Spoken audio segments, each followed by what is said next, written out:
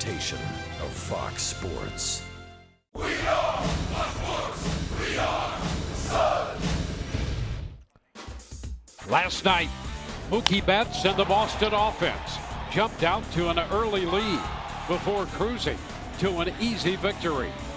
Tonight, the Rays attack, led by Evan Longoria, looks to settle the score and even the series at a game apiece. It's the Rays and the Red Sox from Fenway Park next.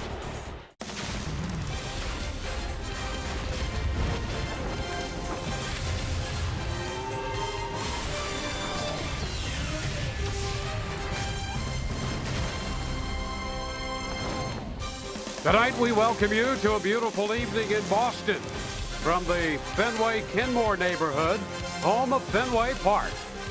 The Rays and the Red Sox square off in Game 2 of this 3-game series.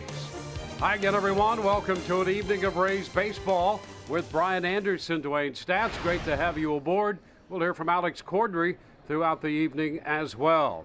Rays dropping last night's game BA. They've dropped 2 in a row, a lopsided game last night, but they did hit a home run, and that has been a big part of the Rays' success story. In fact, they'd won 10 of 15 before dropping the last 2, but they kept the home run streak alive last night.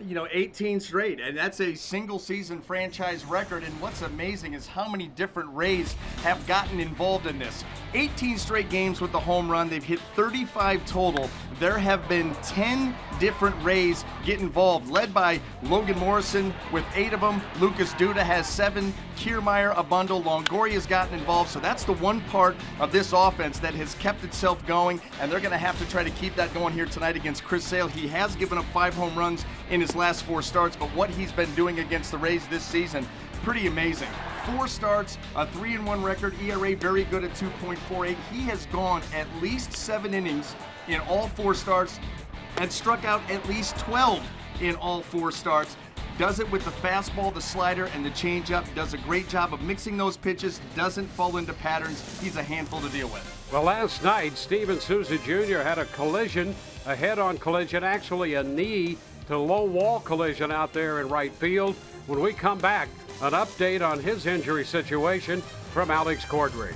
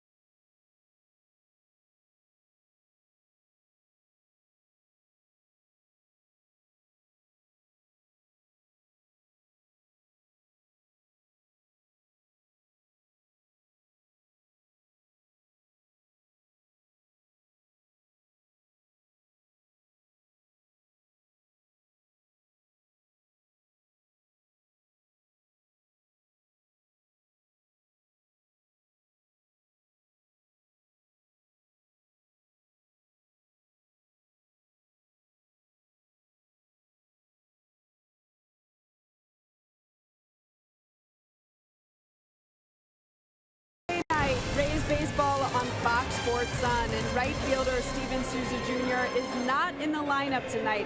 Last night he suffered a left knee bruise. He was lifted from the game, but good news is Souza does not expect to miss too much time. Well, last night was in the 4th inning.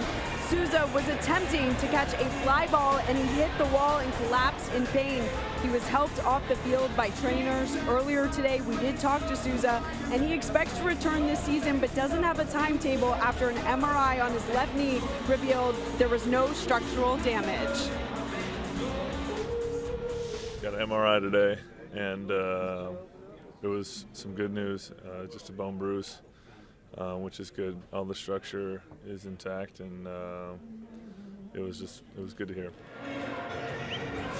After one more timeout, Game 2 of this series from Fenway Park is swinging your way. The Rays will face 4 lefties in 6 games on this road trip, and they get set for their second tonight in Chris Sale.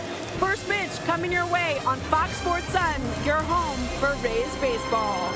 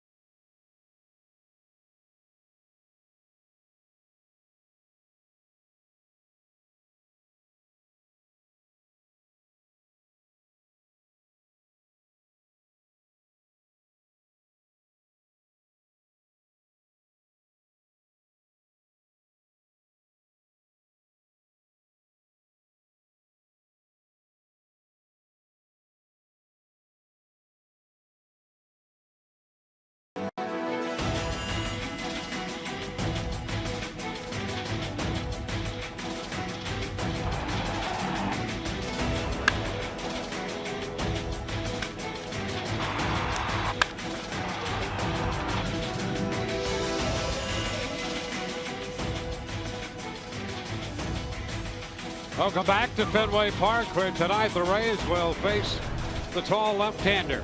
Chris Sale heads to the mound with a record of 15-7. We'll take a look at the Rays starting lineup presented by your Southern Ford dealers. Tonight the Rays will have Kevin Kiermaier leading off, followed by Cesar Puello in left hitting second, and then Evan Longoria in the 3rd spot. At first base, Logan Morrison, followed by the designated hitter Trevor Plouffe. Wilson Ramos will catch for the Danny Echeverria, hitting 7th at short. Peter Borges in right field will hit 8th. Danny Espinosa in the lineup, batting 9th, playing second base. Well, Chris Sale's making his 29th start this season. 15 wins already, ERA 2.85. I'll tell you, 270 strikeouts, 189 and 2/3 innings. He is a horse. He knows how to put you away. A little bit of a rough patch he's been going through here in his most recent starts, but still a very, very dangerous, one of the best in the game. All set to play ball. Here is the first pitch of this game, and it comes in too high, a fastball from Sale to start it. 1-0 to Kiermaier. And with a .279 average and fouling this one off his foot. Kiermaier 11 home runs on the year. 3 of 8 lifetime with a home run against Sale.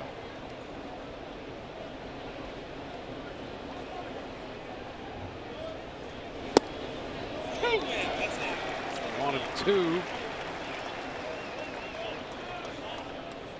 Kevin Kiermaier not liking that call, that breaking ball down and in. Not a place you normally see Sale go with it. You're thinking down and away. But the one thing about Chris Sale, and you like watching him pitch because as a power guy, he doesn't fall into patterns and he doesn't become very predictable. Fastball, slider, changeup, he keeps a great mix. And that one stayed in. The count's going to be full. And he looks a little jumpy here in the early going. You know, if you go over Chris Sale's last 4 starts, he's 1-3 with an ERA of just about 5.5. And so he hasn't gone through a stretch like this all season. The fly ball into left. Benintendi is there and makes the catch. So a 3-2 count, and Kiermaier skies to left. Let's take a quick look at the Red Sox defense. Brought to you by our friends at Gold and Diamond Source. In the outfield, left to right, we have Benintendi, Bradley Jr., and Betts. Across the infield, third to first, Devers, Nunez, Pedroia, and Moreland with Sandy Leon behind the plate. Well, with the little run that you just mentioned, 4 starts, 1-3, and a 5+ ERA, ground ball going to be fouled. The Red Sox utilizing their schedule to give Sale another day here, and you know, this time of the year, probably a good idea. Well, especially when you look at his innings pitched, you know, now at 190 innings with a few more starts to go, he's going to get well up over 200, and that's before the playoffs start. And they're obviously going to lean on him very heavily at that time. So well, he leads the major leagues in innings pitched. Yeah. 1-1 to count now to playoff. Well, you can see how antsy he is though here tonight. He's a little jumpy, not the command that we normally see. But see, that's what makes him so dangerous.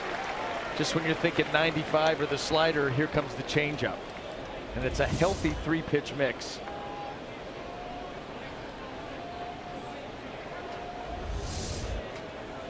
One out, base is empty.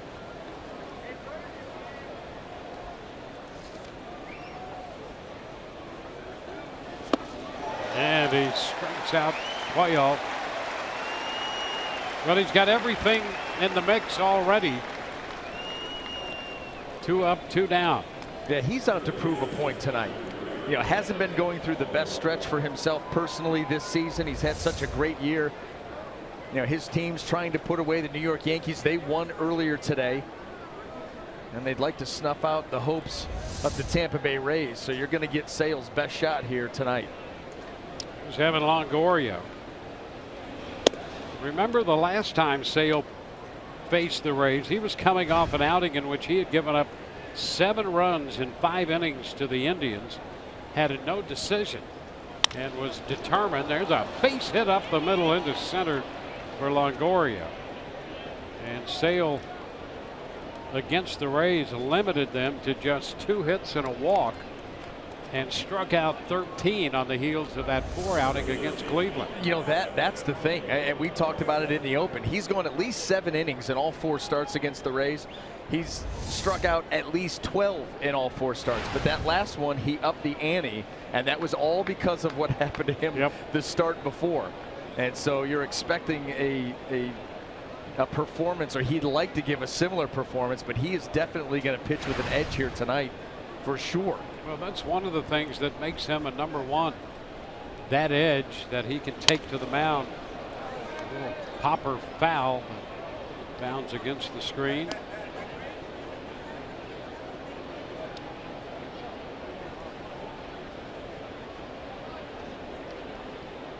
Two out singles to Longoria.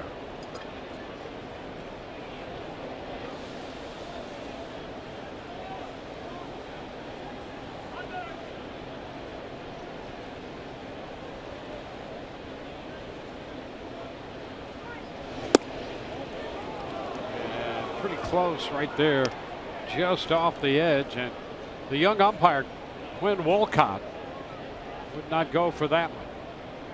Just 31 years old. Debuted in 2013, became a full-time member of the Major League umpiring crew the following year in 2014.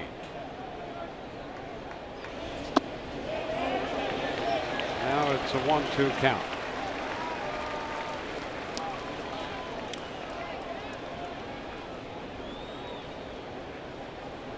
Fly ball and a strikeout ahead of the single. Morrison starting the night with 36 home runs, tied for 5th in the American League Home Run Derby.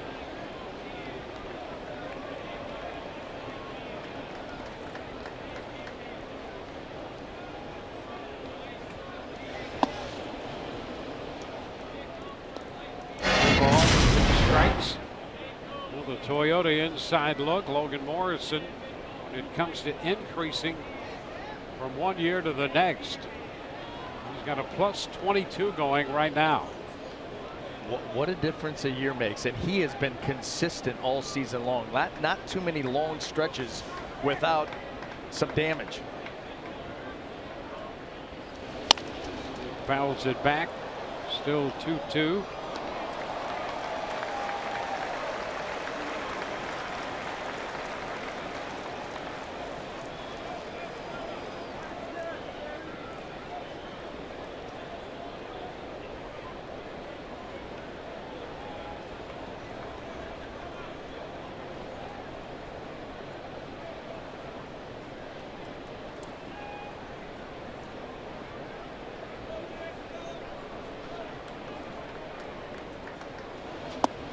And he runs the count full.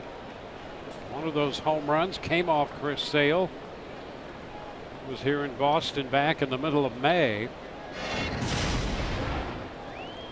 It's going to be off of a changeup too. Said he was sitting changeup the whole time. He got one and he deposited it out there in the bullpen. Full up with him right now, 3-2.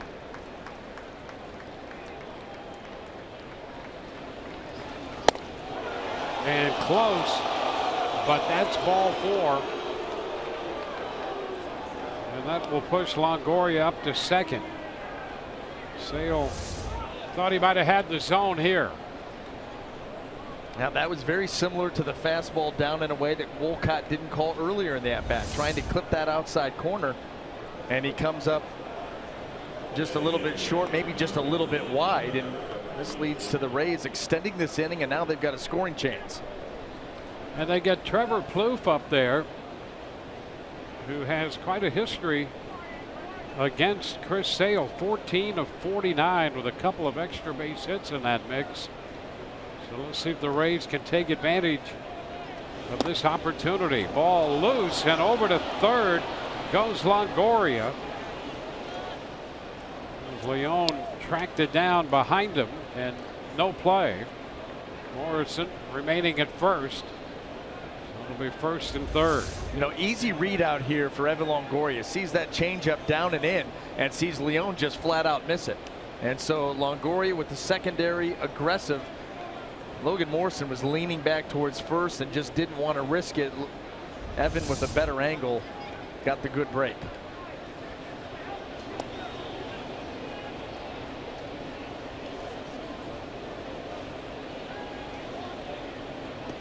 So with 2 outs, the Rays have put men on the corners.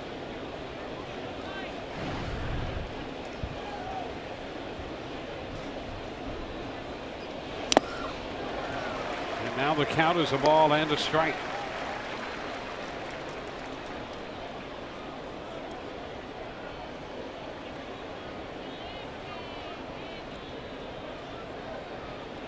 Your thinking is always you get a chance early against a guy like this, cash in.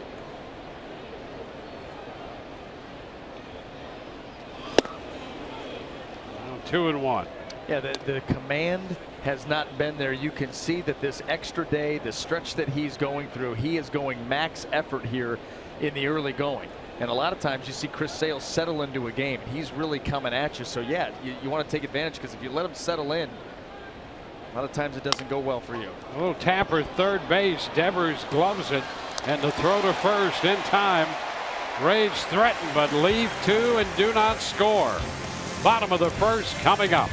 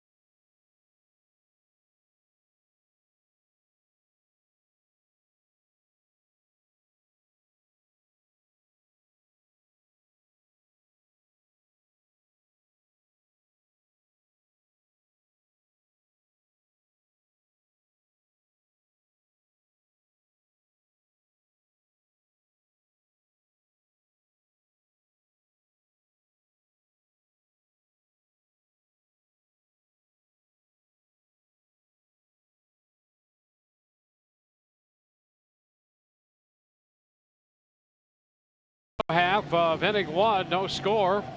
The lineup for Boston tonight, presented by your Southern Ford dealers. Eduardo Nunez has that shortstop leading it off, followed by Dustin Pedroia. Andrew Benintendi will hit third in front of Mookie Betts, then Mitch Moreland. The DH is Hanley Ramirez. Rafael Devers at third. Sandy Leon behind the plate.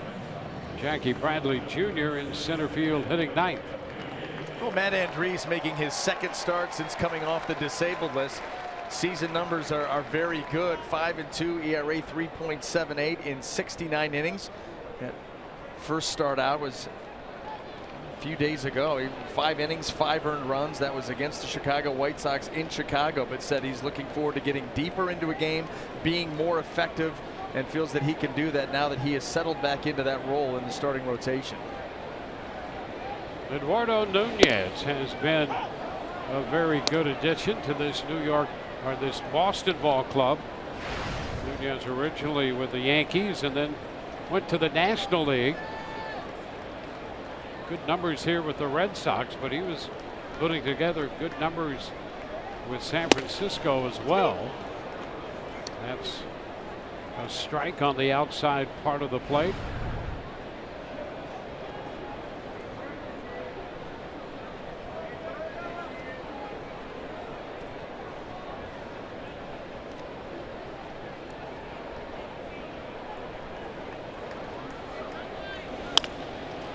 Tapper foul up the third base side.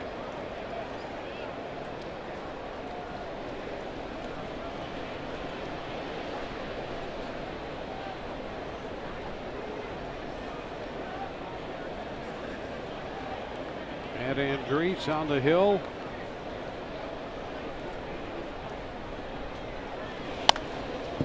Look out, that one just short of the Boston dugout. Nunez coming over about the third week of July from the San Francisco Giants.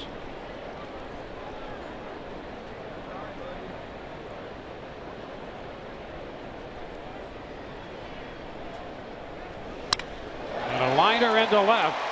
That's going to roll to the wall. Cuello will play the carom. A big turn at first. Nunez is going to hang on and dive back in. He had made a big turn at first and had to dive back into first base. Thinking when that ball came back in a hurry from left, the Rays might have a play on it. Well, how about how hard this ball was hit? A hanger right there that Nunez just smokes into left field, but it gets to the wall out there so quick it bounces right up for Puello that he's able to turn and burn with the throw. And Nunez, thinking two the whole way, says, forget it. And then that throw, he's thinking it was wide. Nobody was covering, and just to be safe, he face plants back into first base. Yeah, there's a lot going on there already with Nunez. Puello got a nice carry on. Well, and look where Puello is once again, Dwayne, out there way in left center field. Kevin Kiermaier over towards right center. Dustin Pedroia at the plate, and the start of a move, and Nunez back in. There's Andres went over there. It'll be interesting to see what the Red Sox do with Andres on the hill. Let's see where they are. I mean, Kiermaier a little bit, Puello way off the line. And the running game playing a little bit more prominent role for the Red Sox this year, and we know that Matt Andres has had a history of trouble with the balk. Yep, and that's why it'll be interesting to see what they do. Remember a year ago, the opposition 16 of 17 against Matt. 3 out of 4 this year in the stolen base department. There goes the runner. The pitch is a strike. The throw is wide and into center. And Nunez has a stolen base. It's been a rough start for Nunez. He's slow getting up. Have to see what he did. He got a very good jump, and then coming up to throw right there, Wilson Ramos kind of loses his footing. And so it doesn't get a ton on the throw. It sails on him. Oh, he got clipped by the feet right there. Looked like Danny Espinosa maybe got him with a straight. It's tough to tell from that angle, but he got clipped pretty good.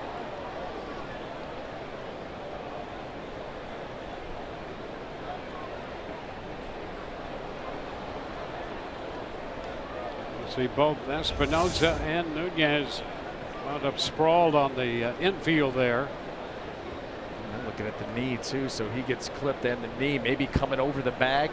You know, those bags sit up a couple of inches and they do not give any ground at all. So if you're low flying in there, that knee will catch on that bag. At least it can, and he definitely slid all the way over that bag.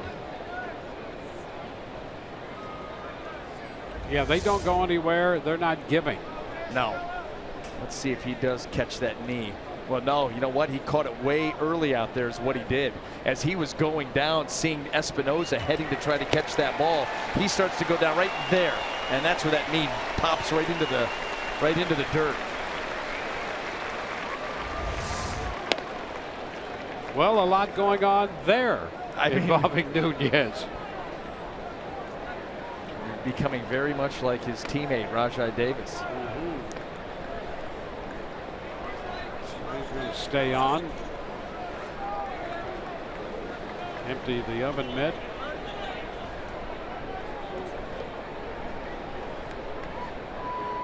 Now he's in scoring position.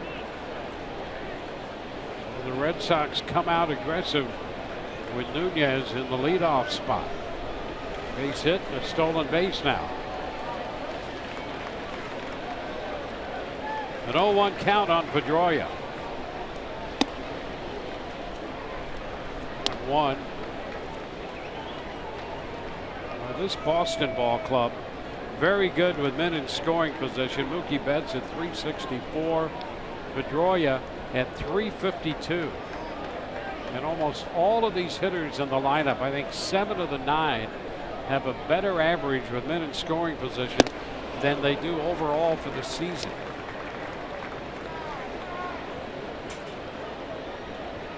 Two-1 the count now to Pedroia. There's something to be said for being able to lock it in, have a game plan with a runner in scoring position, don't deviate from it, and be able to execute. And boy, oh boy, if you've got a number of your guys that can do that. Fly ball, well tagged into deep left. That one is, Off the top of the wall or gone. I think it's gone. Ball bounced back onto the field, but that's a home run for Pedroia. And it's 2-0 Boston. Well, eerily similar to last night's ball game. Rays don't score in the top half, and the Red Sox came in last night and scored 3 right away. And here's 2, a fastball that's running up and in. We know that Pedroia likes to go after those fastballs up. And there it is, right on top of the wall. Short hops, the little padding. Clearly a home run.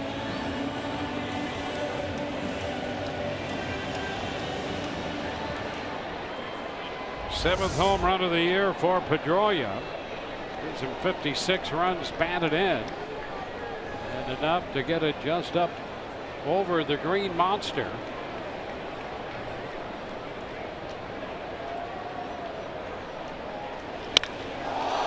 Now Benintendi shoots one deep to center.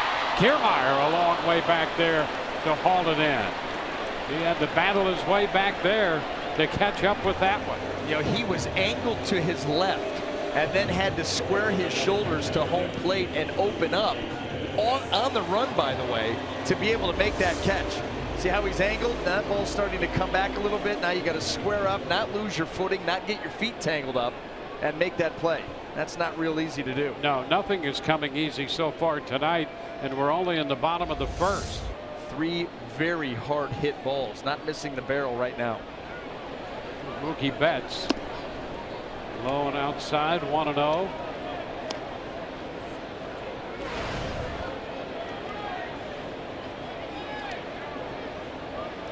Betts 262 on the year. 6 of 15 with a home run against Matt Andriese.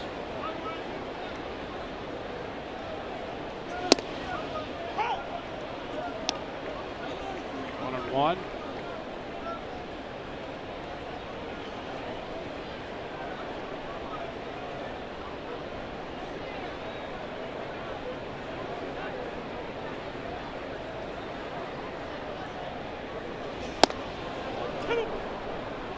The outside part of the plate. 1-2.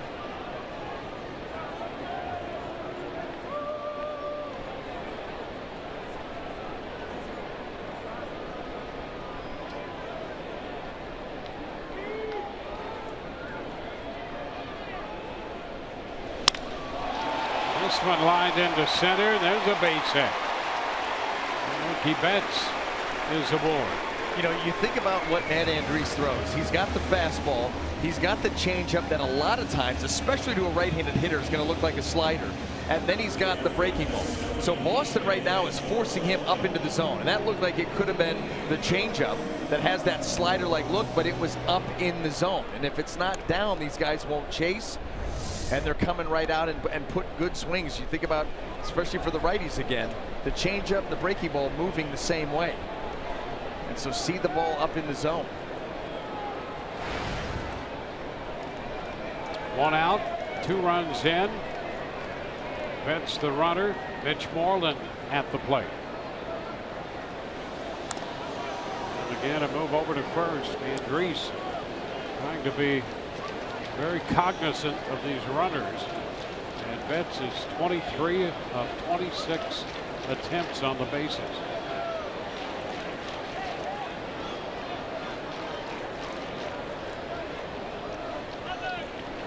He's going, wasting no time, and this throw hits him and deflects into shallow left. Cuello will have to come and make the pickup. Betts with a stolen base. 2 steals in the inning. That's 99 steals for Boston this year.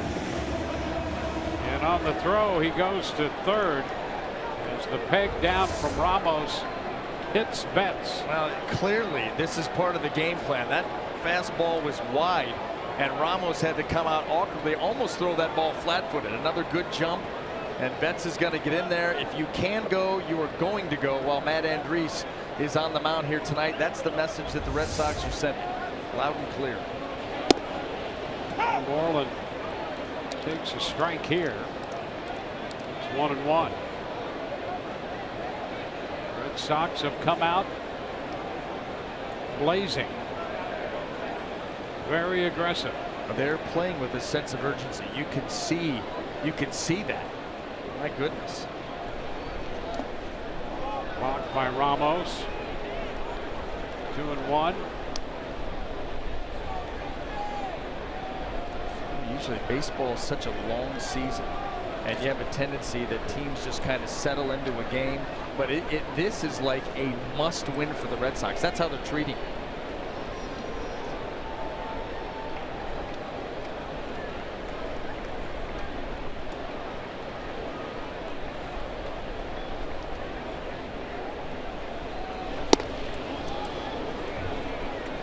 Three and one.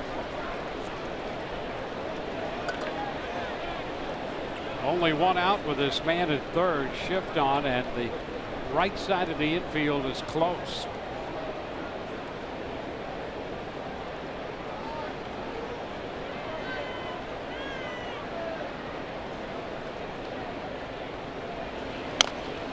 Foul ball. 3-2. Well, you look at the right side of this infield, it's not really a step and a dive if the ball's hit over there. It's just a dive one way or the other.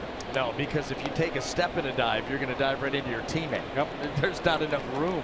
You got the picket fence over there.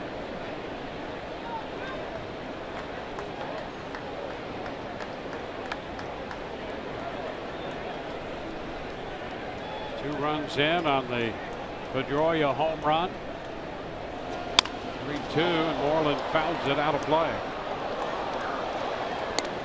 Desperately needs a strikeout here. Get to that second out with the runner on third and kind of stall this momentum that Boston's building here.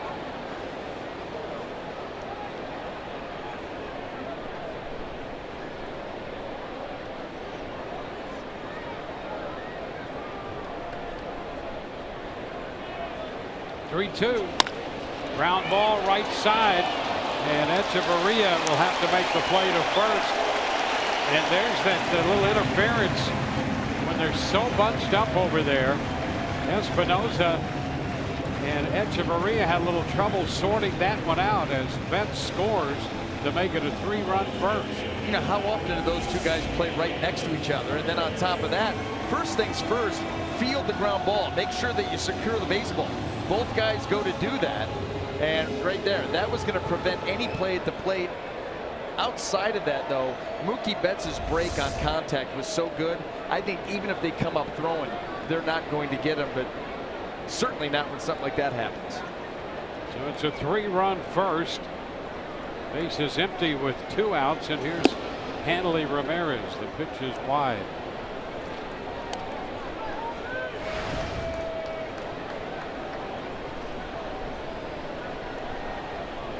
Ramirez hitting .243 with 22 home runs. I think the issue you brought up about how many times we've seen Espinosa and Echeverria play together, and when you're bunching people up with that shift and they have not played together a lot, you're likely to get what we just saw. No question about it.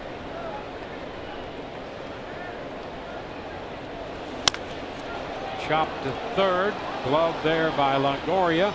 Evans' throw right on the money, but the Red Sox score 3. We go to the second, 3-0 Boston.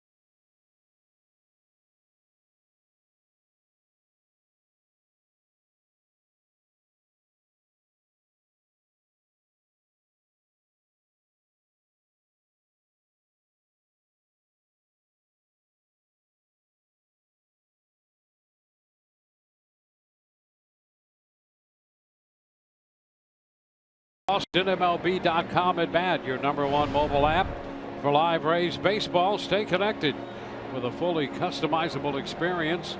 Get Rays home screen icons and app features, as well as live game video highlights, StatCast, and more. Download MLB.com at bat today. Quick start for Boston. Wilson Ramos will lead off the second. Maria and Borges will follow the Rays catcher.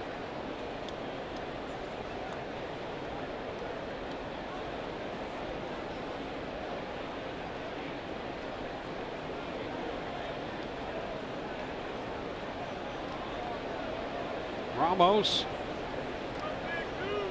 hitting .228.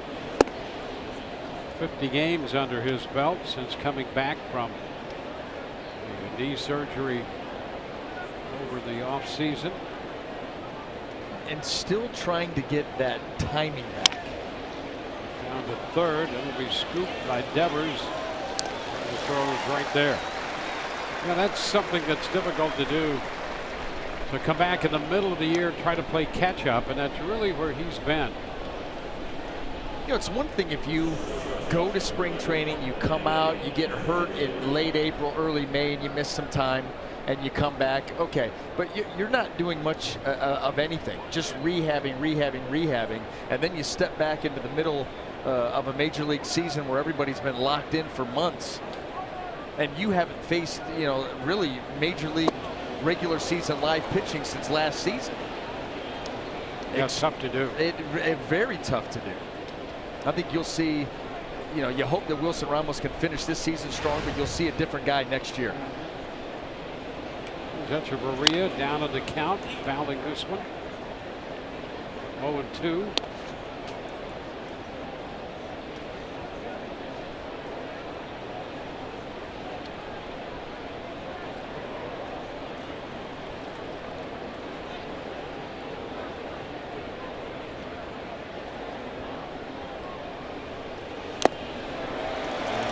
Maria is out on strikes. Wait till you see this pitch. This is the breaking ball. Chris Sale likes to back foot it, but he'll also backdoor it. Watch how far off the plate this starts. Now, oh, got a swing. And you just try to. Yeah, it was almost out of the opposing side's batter's box. We talk all the time about creating angles. Chris Sale does that as well as anybody, and with his lanky frame and his arm angle, low 3/4 with his reach, boy, he can really manipulate the baseball, manipulate the strike zone, both sides. 1 on Borges.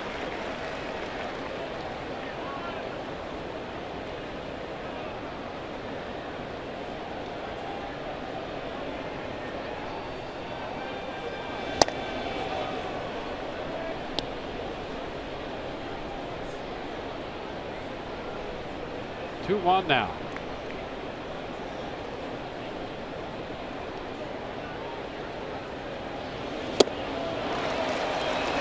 Well, 270 strikeouts coming in to this game, leading the big leagues in that department. 2 already.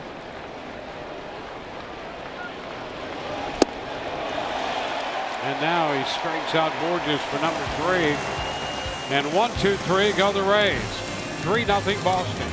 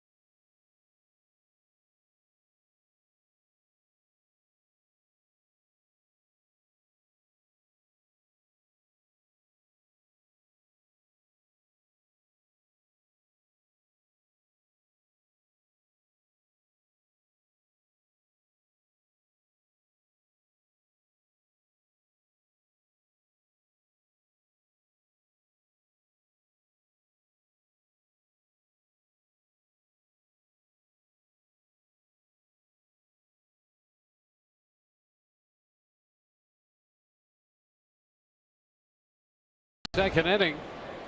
Subject of the jackpot today, brought to you by the Florida Lottery.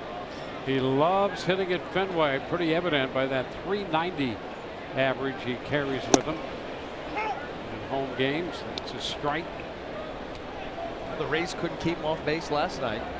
Well, 3 hits and a walk, double, 2 runs scored, and this one right back over the mound. I don't know how it missed Andres and threw into center field. And let's be glad that it did, because that was another ball that found the barrel and was hit extremely hard by Devers. Boy, off speed and right between the wickets.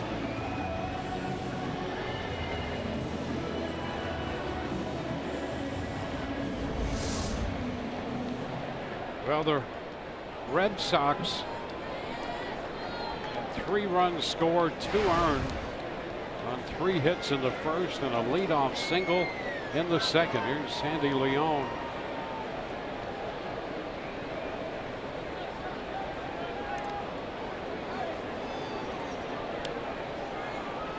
Devers will run.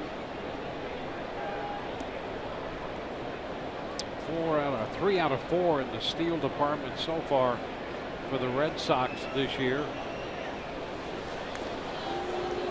Over there again. Devers will not be 21 until the end of October.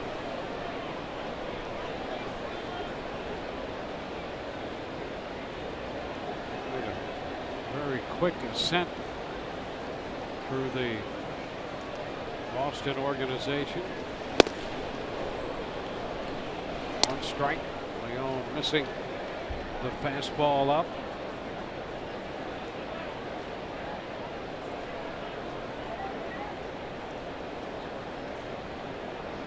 Longoria in for a word with Andres.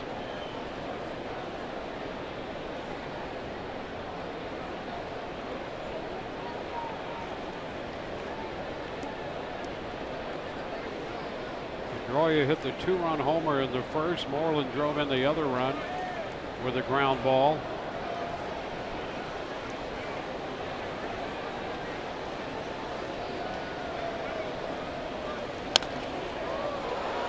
Two.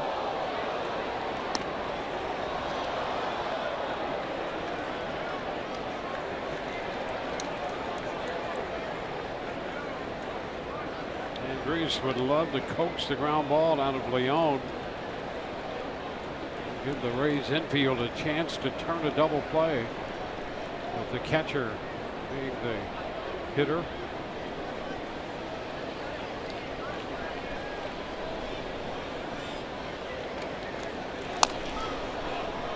Tapper, a roller foul.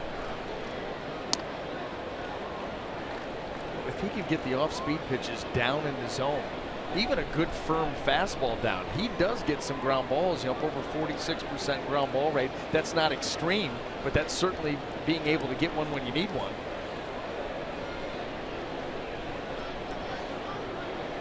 Andres trying to settle in here.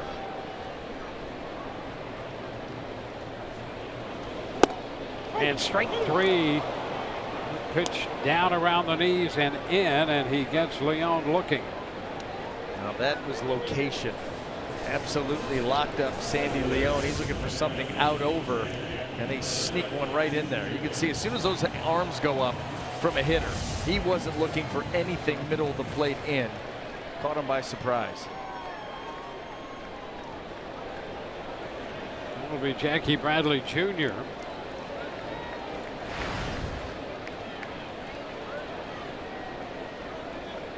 Like to coax the ground ball out of him in the inning. Up and away. Bradley Jr. 0 for 12 against Matt Andres.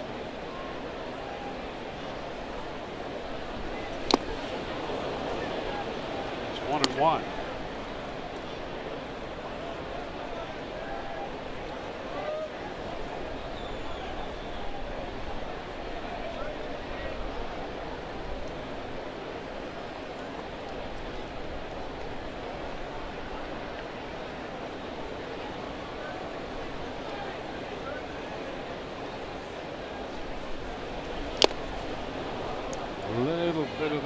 right back into the mitt of Ramos.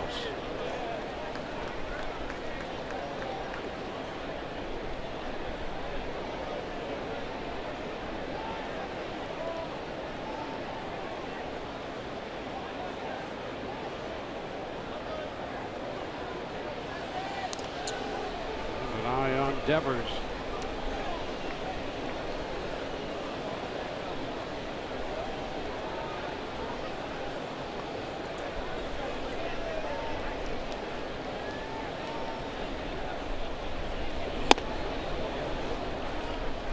Two.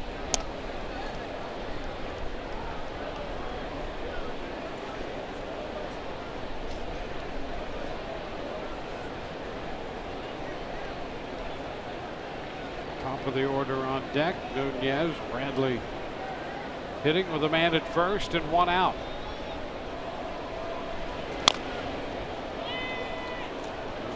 See another 2-2 pitch with that little ground ball.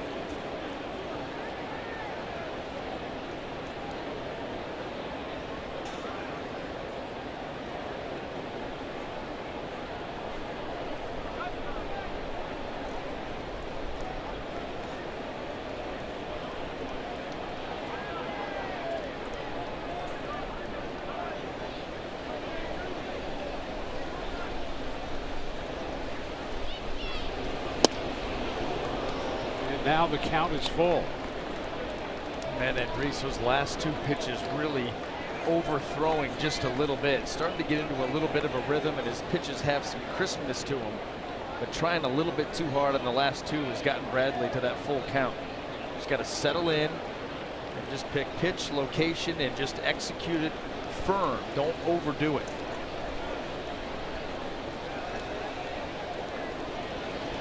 And he got him. Struck him out right there. That was it, man. What a changeup that was. 86 miles an hour. Tremendous arm action and great finishing action on the pitch itself.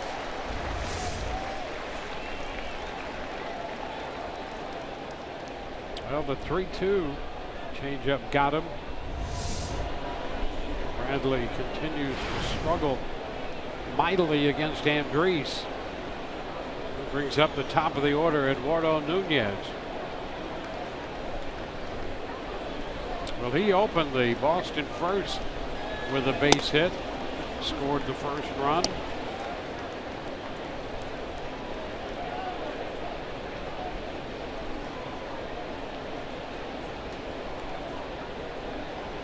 People talk about how Nunez has helped this Boston club, and he has.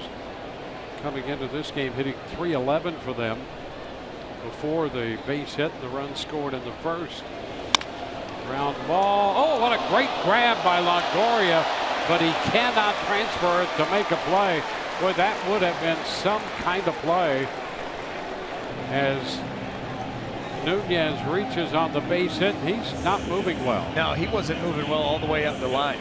I don't know if you go back and that's that knee that hit into the ground. This chopper here, Evan, with a great job of getting to it. Going to be a difficult play and a difficult throw. Just not able to grab that ball clean. You know, Nunez had missed some time with back spasms. And then you see him right there pulling up and not moving well at all. And he had that bang play down there at second base in the first inning, and the Red Sox going to remove him from the game.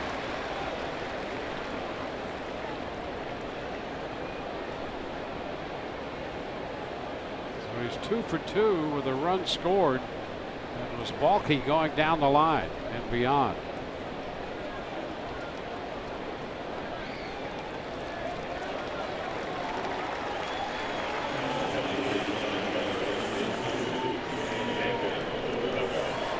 Well, our pinch runner presented by Pinch-A-Penny. Xander Bogaerts in there. Thought he had the night off, but not now. Not a bad sub.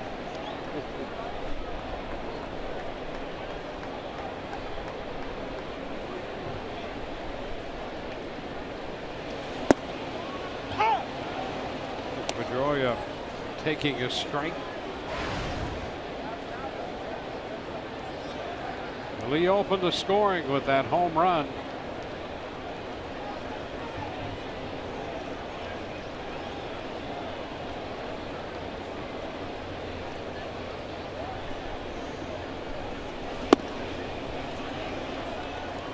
It's 1-1.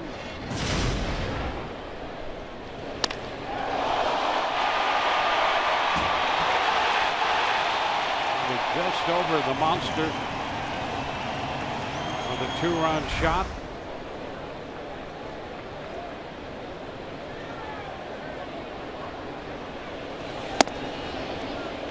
Outside.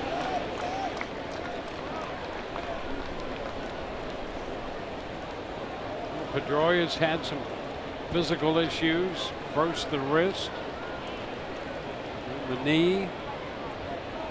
Still trying to shake that.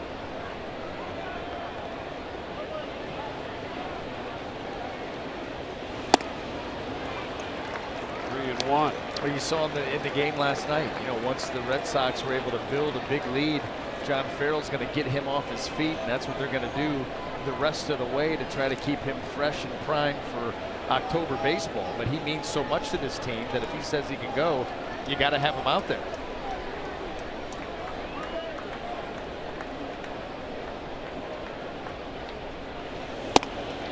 Ball 4. So he draws the walk. That will load the bases. Devers to third. Bogart's up to second. On the walk to Pedroia.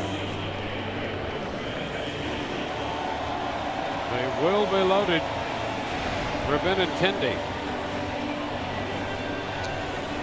He was retired in the first, hit a shot to center field, and Kiermaier went a long way after that one to make the catch. Now it's Benintendi with him loaded and 2 outs. Same thing. Kiermaier shading right center. Cuello way off the line in left. And ball 1. Kiermaier there. Cuello over there.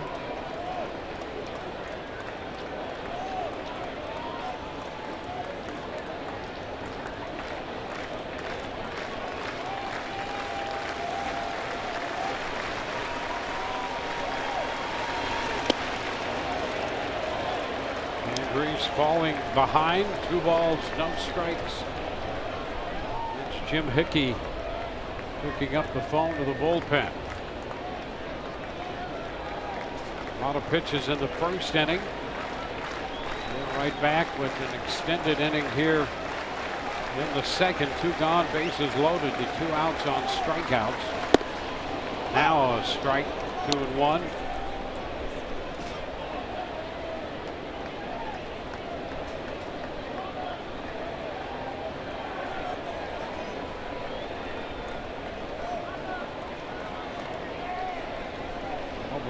Getting up.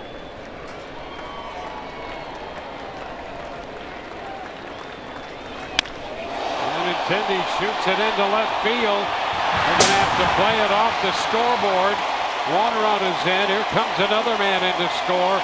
It's a double for Benintendi. Devers and Bogart score. Pedroia goes to third. Benintendi last night snapped an 0 for 20 with a first inning double and later a single in the game. Doubles in 2 here in the second tonight.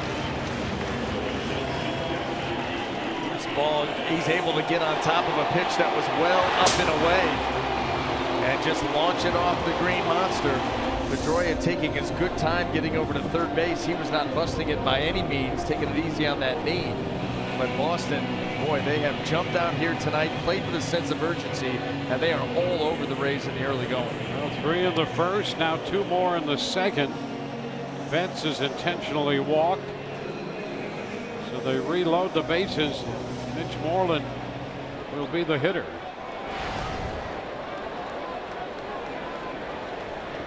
That for his career with the bases loaded, getting 354.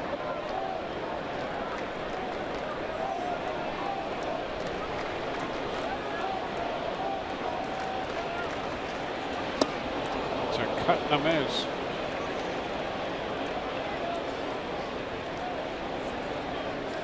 So trouble in the second. The Red Sox scored 9 runs last night, and they've kept up the offensive momentum here in the first 2 innings of this game.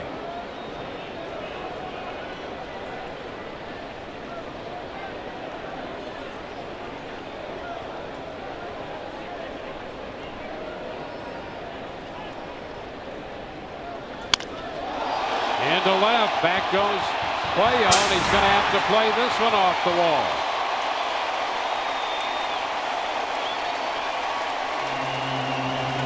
So Moreland gets a long single off the wall in left. The Red Sox scored 2 more. Vince went to third. Pedroia and Benintendi scoring. Just playing pepper with the left field wall, and I think that's going to be the night for Matt Andriese. Once again, another pitch that's away. They don't try to pull. Saw Benintendi do it. Here's Mitch Moreland shooting one the other way. Boy, Boston. Well, 4 runs here in the second. Call to the bullpen brought to you by the Florida Lottery.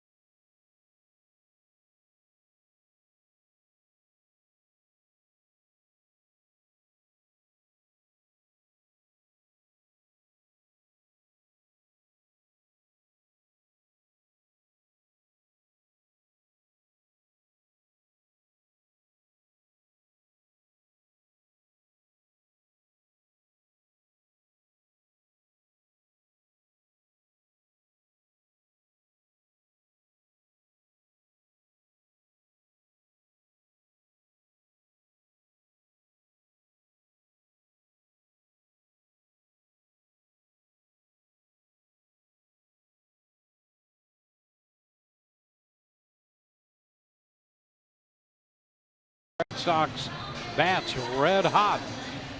Enter your lotto Fantasy 5 or all new Fast Play ticket in the Florida Lottery Game Day Cash promotion. You could win a 2018 Lazy Days RV motorhome, over $200,000 in cash prizes, bowl tickets, season tickets, and more. Must be 18 or older to play. Play responsibly.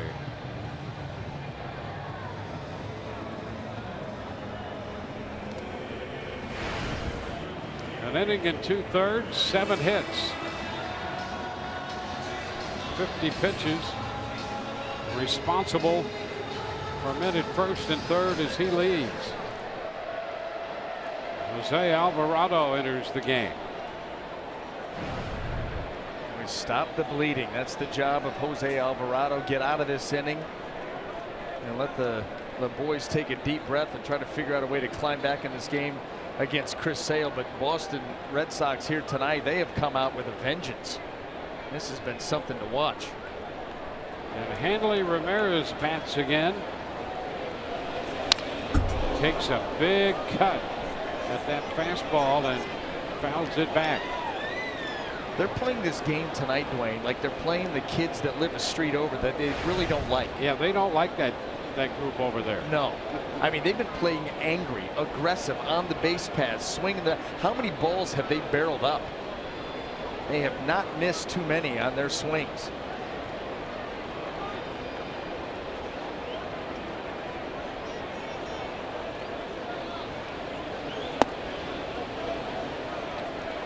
One.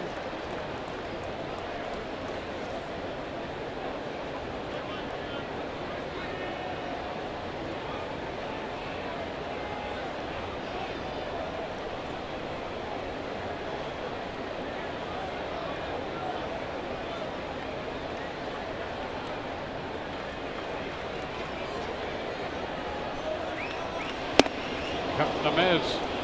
Hard ball here at 98.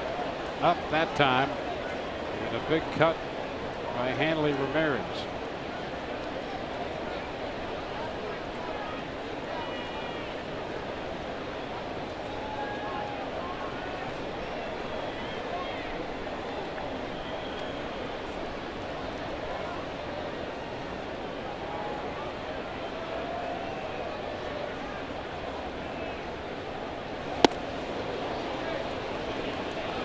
Two.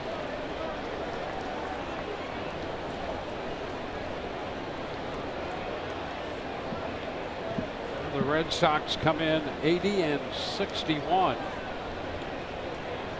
And they've come out as if going 20 over 500 is their mission tonight.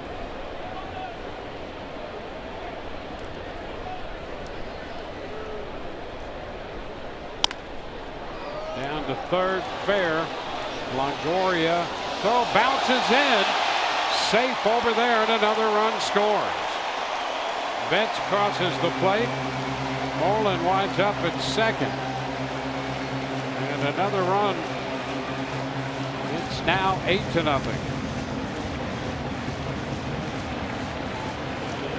Inexplicable. I mean, it's been one of those nights. It's been all Red Sox, and now the Rays shoot themselves in the foot. Pretty routine play to end the inning, and the throw well short. You see Logan Morrison trying to back up to give himself a better angle on this low throw, and it just handcuffs him. The error charged to Longoria.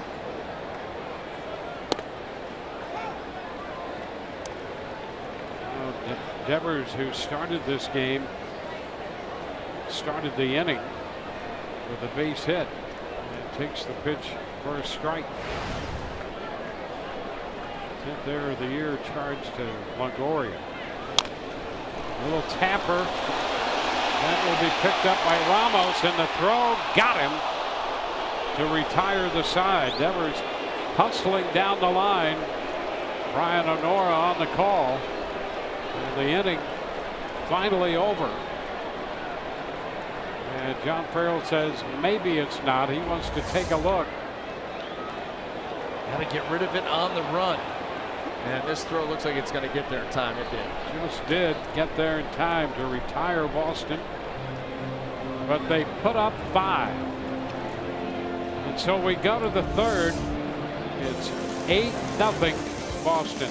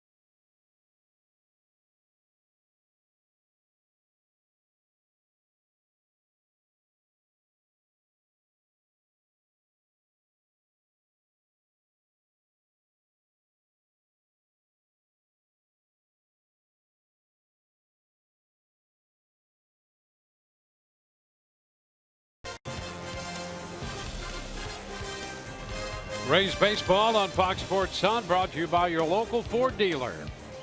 by the Florida Department of Transportation. Drive sober or get pulled over.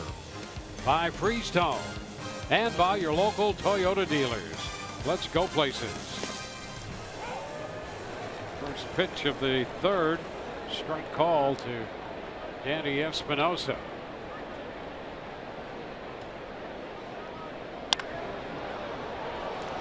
Base hit into right for Espinosa.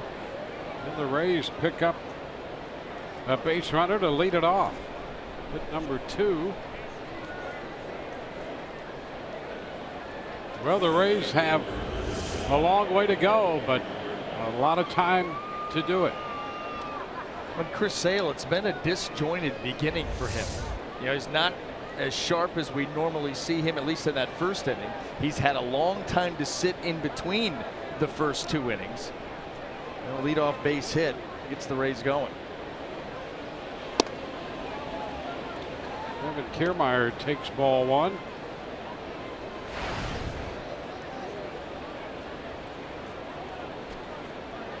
Kiermaier lifted a fly ball to left, caught by Benintendi to start this game.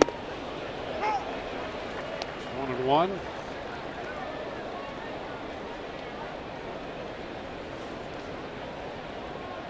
Sale, 28 years old, 15-game winner right now. Ground ball grabbed by Sale. Throw to second, 1 over to first. They double up Kiermaier, and that was a nice job by Sale to start it. First of all, he had to flag that ground ball down, which was sharply hit, but then he had to actually wait just a split second for Bogaerts to be able to get to the bag. And that's, you know, you don't want to do that with Kiermaier running. But that was a very good play by Sale in grabbing this baseball. Then he's going to turn, take that little crow hop, then deliver. But the thing is, they may want to take a look at this, and they're going to. Bogaerts was not able to step into that throw over to first base, so there wasn't as much on it as you would hope for, and Kiermaier may have gotten it. Well, the Rays decide to take a look at that. The plate umpire, Paul Emmel, or the crew chief, Paul Emmel, that is a close play over there at first, and so they will look at it to see if Kiermaier beat the back end of this attempted double play. I do not see this. From right there, it's the ball in the interior of the glove, and unfortunately the burden of proof is on the Rays, really, because the call on the field was out. So there's got to be enough evidence. Let's see, the foot's coming down. Is the ball in the interior of the glove? Boy, oh boy. I don't know. I don't know. There it is, right there. Yeah, that's going to stand. At worst, it's going to stand. Probably confirmed. Paul Emmel walked toward the Rays dugout to try to get a final decision from Kevin Cass if they wanted to challenge or not. You know what? Right, Kevin Kiermaier just looked over at Rocco Baldelli and said, "I'm out." Yep. He can read his lips plain as day. He watched it on the Jumbotron, turned to Rocco and said, "I'm out." And he's right. So the double play erases Espinosa. 2 outs here in the inning. But the base is now empty. The Red Sox turn that 1-6-3 double play. So the Rays lose this challenge, and they're out of challenges for the night. It's a first pitch strike to Cesar Puello.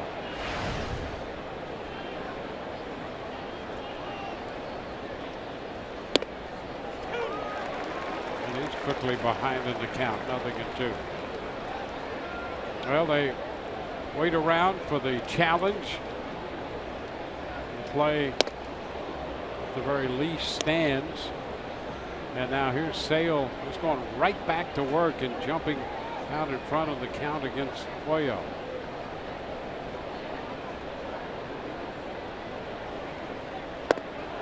He is out on strikes. The changeup gets him. Bottom of the third coming. 8-0 Boston.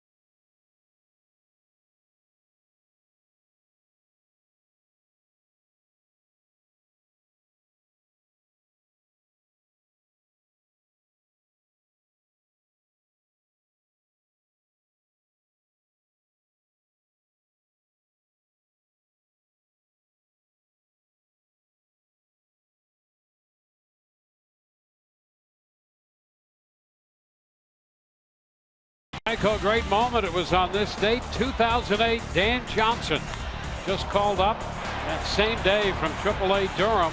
Pinch hits in the ninth with the Rays down 4-3 and belts that game-tying homer of Jonathan Papelbon. The homer which comes in his first at bat with the team. Turning point of the Rays season and helping to snap a 4-game losing streak, preventing Boston from taking.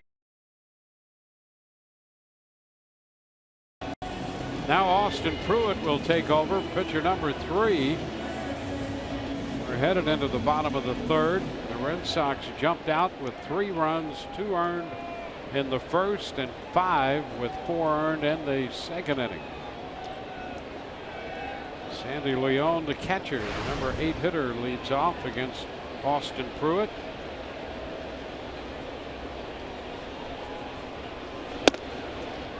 His first pitch is too high.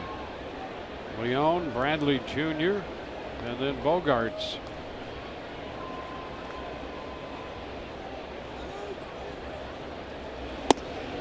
To the knees for a strike, a little above.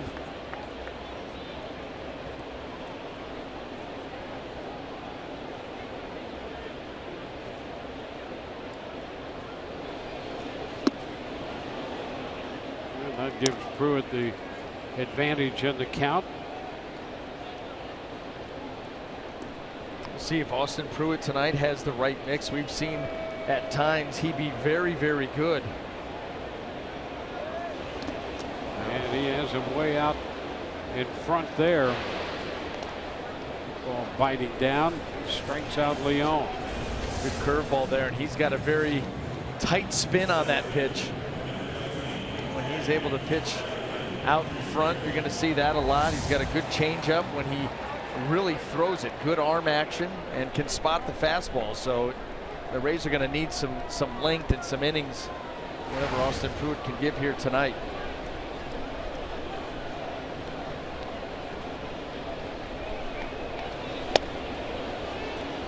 Pitch upstairs to Bradley Jr.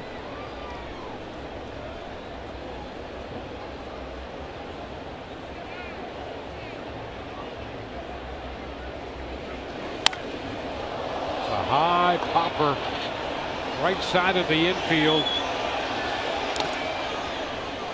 Espinosa making the catch. And he was right up body on body with Logan Morrison, and they're talking about it right now. That ball way up, it looked like, you know, Logan Morrison, a ball that he was going to take charge of, but Espinosa ended up almost pushing him off because they were so close.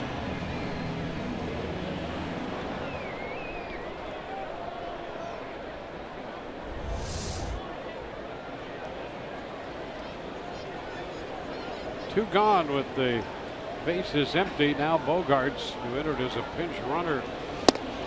Nunez started it short. He'd had some physical issues and then hurt himself on a play at second. Stayed in the game and then left, making out a hit in the second inning.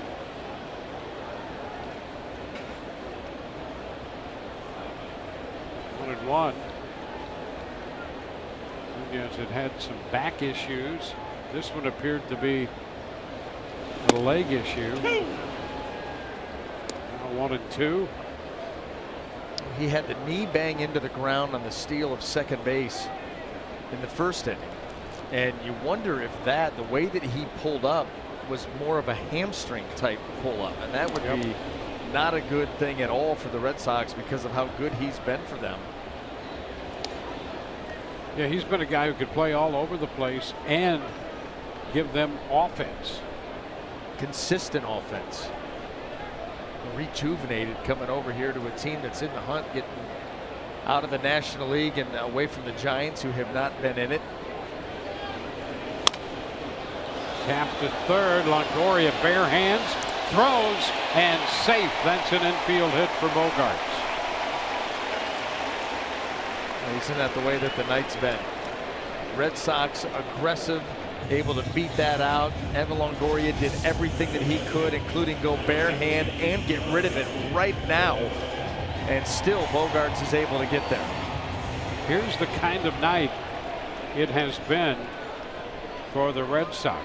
Their first 4 hitters have now had 9 plate appearances.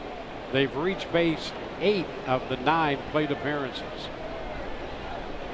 And here's Pedroia, who opened the scoring with a 2-run home run in the first inning. And he grounds it to the right side and through. Espinosa couldn't get there. Just made the pickup, and it's first and second with 2 outs.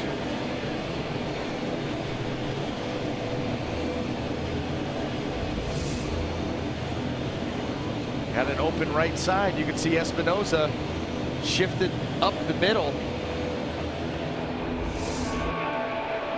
You got all that room. You know, when you take that second baseman and you shift him up the middle, you've got a runner on first. That doesn't allow you that. A lot of times when you see that move made, second baseman goes up the middle, first baseman comes well off the line.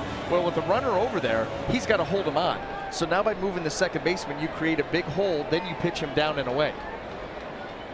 A good hitter, that's what he's going to do every single time. There's Andrew Benintendi. He's the only guy in this order, the top part of the order, first 3, who's been retired, and that was on a great catch by Kiermaier in center field. Want to know the count to Benintendi.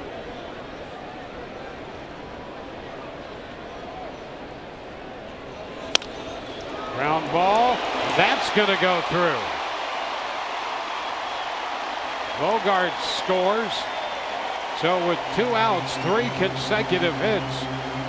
Benintendi driving in his 3rd run of the night. And now the top 4 in 11 plate appearances have reached 10 times. Remarkable. Remarkable. Just continue to hit. That ball out over the plate. Benintendi gets over it, gets right in the hole. Logan Morrison giving it a dive. Espinosa trailing, cannot get there.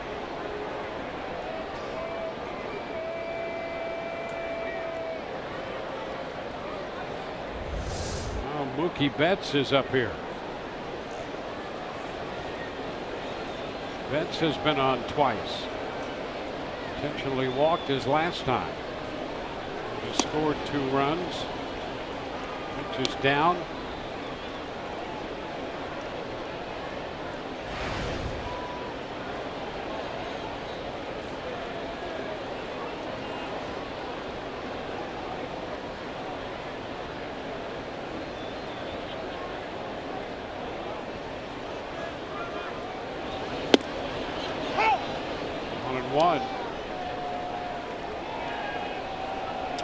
I mean, that's difficult to do. To take your top 4 hitters, have them combine for 11 plate appearances, and reach 10 of those 11 plate appearances.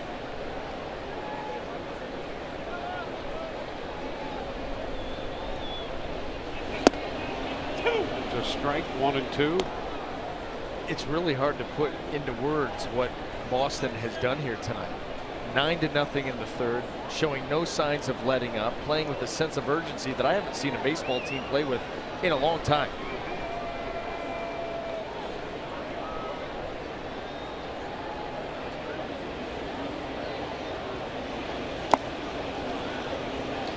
Two and 2.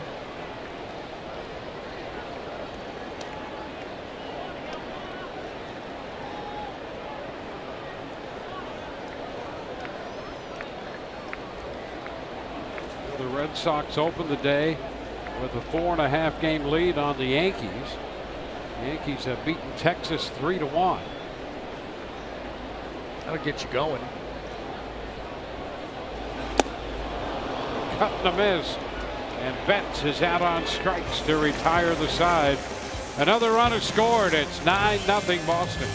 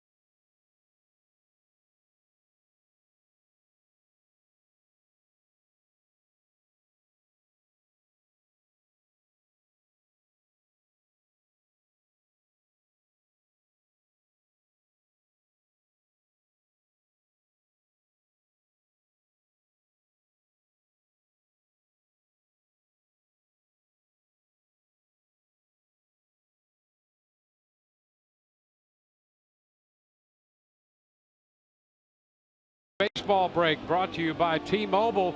An interesting couple of seasons here from Sale and Kluber, and a discussion that will go, I'm going to think, right down to the wire.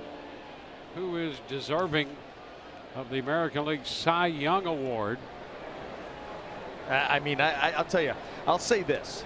The little streak that Chris Sale has been on his last 4 starts, 1-3, 5.5, has given Corey Kluber some steam. That has allowed him to get back into the discussion. But I still think that there's enough baseball left. We'll see how those two guys finish up. And remember, I mean, you're going for the best record, in the American League, and you've got Boston and Cleveland. Cleveland's won, whatever, for the last 3 weeks they haven't lost. Yeah, 17 in a row. My goodness. They won again, beating the Orioles 4-2. So Cleveland now with 86 wins. Remember, Houston got off to that great start, running away with everything.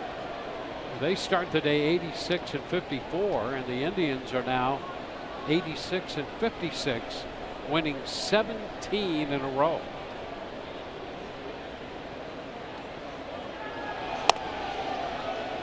Longoria takes ball 2-2 here against the lefty Chris Sale. Yeah, Houston's been kind of quiet here lately. Yeah, obviously it's been all Cleveland. A lot of talk in the National League about the Diamondbacks. They finally lost today. But yeah, I mean, for the past 3 weeks, Cleveland has not, they've not lost. It's been a remarkable run they've been on. Cleveland fans, of course, are thinking the worst, wondering if they're peaking too soon. The amazing thing about the Indians, you look at their road record, they are 48-27 on the road. That's absurd. I mean, 28-27. 21 games above 500. Yep. In the hole, backhanded by Bogarts, throw to first, got him. How did he catch Moreland that? had to reach into the runner and in foul territory and backhanded it. I think, Dwayne, he caught it behind Longoria. I think Longoria had passed him. I don't know how he caught that ball. I mean, you're right. Evan Longoria barreling down the line. Bogarts has to get rid of this ball over in the hole right now. And let's see if he ends up reaching behind him. No, just in front. Just in front. I still don't know how he caught that. Almost hit him in the leg. And how about the throw from Bogarts? Yeah. Little hop throw. And the concentration from Moreland. And, he may have come off the bag a little early. Rays don't have a challenge, so it doesn't matter. And now here's Logan Morrison, clipped by a pitch.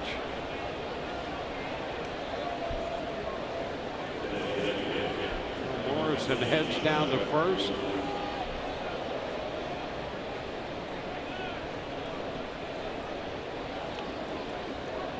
Trevor Plouffe.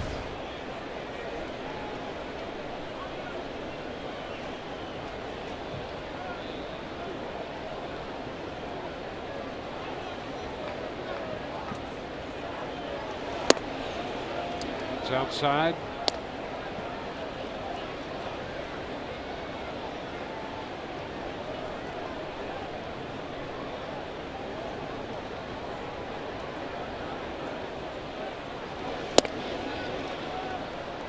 Red Sox doing everything right tonight.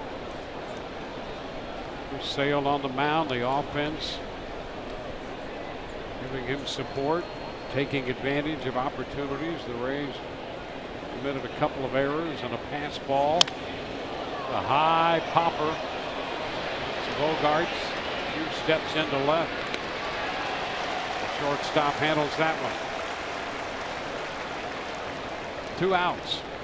You couldn't have scripted it any better for the Red Sox. Yeah. Get out of the first inning unscathed, put some runs on the board. You've got Chris Sale on the mound, but they've just continued to add on and to pour it on. And now you think about the climb to try to get back into this game down 9. Sale on the mound, pretty daunting. Wilson Ramos. but what a story it would make. It would indeed. I like the way you're thinking. Hey, listen, that's all we have left right now. That's it. Sell hope for the next couple hours. Well, you got a little time, but with each passing inning, it's just one less inning, as math tells us. It is a numbers game. A little tap. That's going to be a fair ball. And Ramos puts up a little argument with Wolcott, saying, wait a minute, I think that's foul. And Wolcott disagrees, and he says, my opinion counts. So Ramos is out, catcher first. The Rays leave a man. We go to the bottom of the fourth, 9-0 Boston.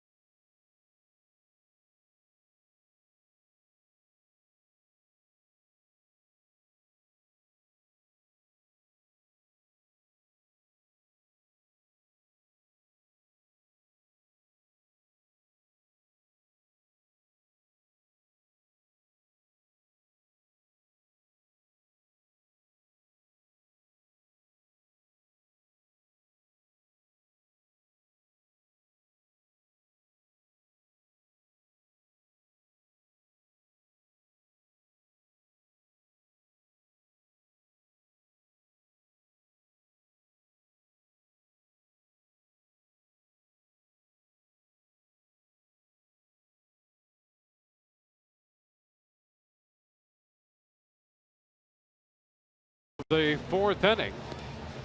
A tough start here for the Rays tonight at Fenway. Reserve your 2018 Rays season tickets today and secure the biggest savings, best seat locations, and exclusive events all season long. Visit RaysBaseball.com/season tickets today.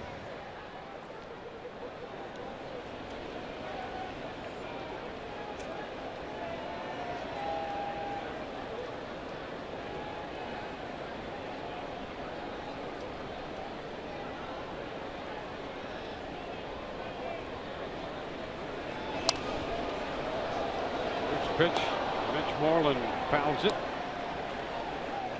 Strike the count. Ramirez will be next, and then Devers.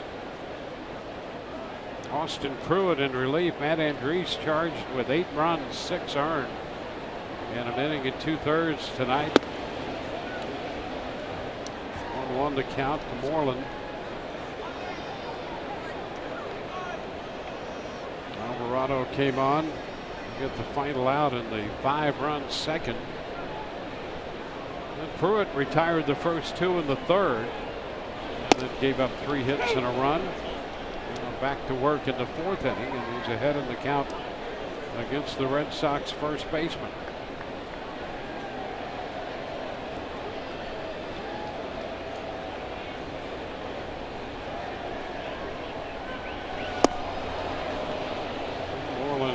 Strikes. Pruitt so far showing a very good curveball, and that was a tremendous changeup off speed. Have been good. Look at that pitch, just taking some run down and away, arm side. Been interesting to watch Pruitt this year because he's experienced the best of times and the worst of times. There are times when he had difficulty stopping what turned out to be a a rally for other clubs, and then other times when they could not touch him at all. He started out the year when he gave up roughly about 20 hits in his first 5 innings. Yep. And as a rookie, that could have just ruined you. But then he bounced right back, went through an unhittable stage where he racked up a bunch of wins coming out of the bullpen, went into the starting rotation. Remember, he had that run where he went Tanaka, Keuchel, Sale, Kluber. Yeah. I mean, that's one of the most brutal stretches you're ever going to come across. Well, you know, between getting off to that tough start, that's going to test your mettle, and then going up against those starting pitchers he did, that tests you as well. I love the fact that he took the mindset of, I'm not pitching against those guys. I'm going up against a lineup. Yeah. I don't care who's taking them out for them. I need to do my job. And he tried to keep it as simple as possible, and it's what allowed him to put together some nice starts in that stretch. But that's the way you got to approach it. You can't look to see who's starting for the other guys. It may fire you up, hey, it's going to be a good matchup. But at the end of the day, ultimately, your job is to get out the hitters. The shot toward the wall. Rebound turns to Puello. Throw to second, they're going to get him. He is out trying to stretch it into a double. Espinosa putting the tag on Ramirez. An assist for Puello. And Puello's been busy out there in left field tonight, but he put a strong throw into that. Hanley Ramirez bound and determined to go for extra bases here. That curveball gets raked pretty good. And he's given great effort out of the box, but Puello says, how about this? Boom. Low one-hop gun.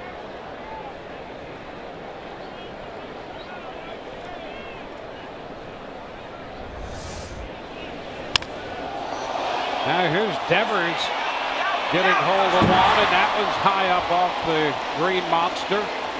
And he's arriving at second, standing up with a double. Puello's going to have to ice his arm after this game.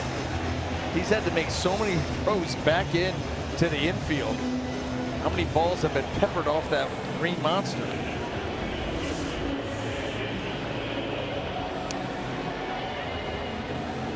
Eighth double of the year for Devers. If this game doesn't get tighter here at the end, I'd like to see Puello on the mound. Keep it down. He's very firm.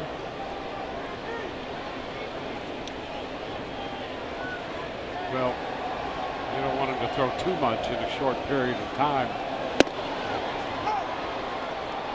He's got almost 5 innings in already from his throws back into left. That's a good point. Strike to count on Sandy Leon.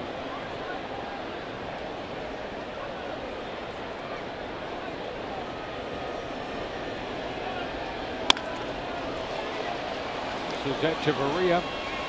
He makes the play, a double. That man left on. So we'll go to the 5th. 9-0 Boston.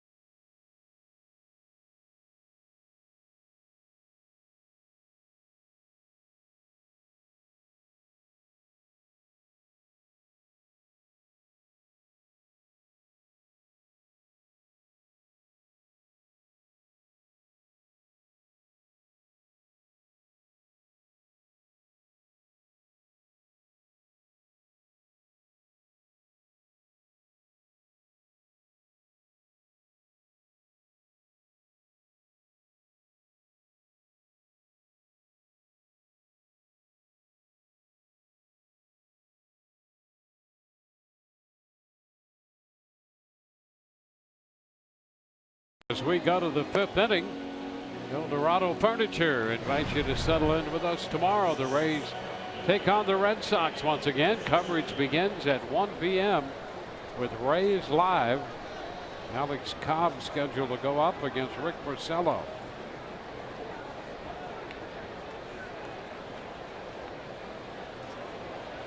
Andy Echeverria will open the 5th.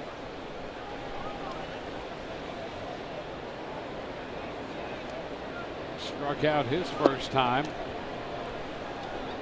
Pitch is a ball.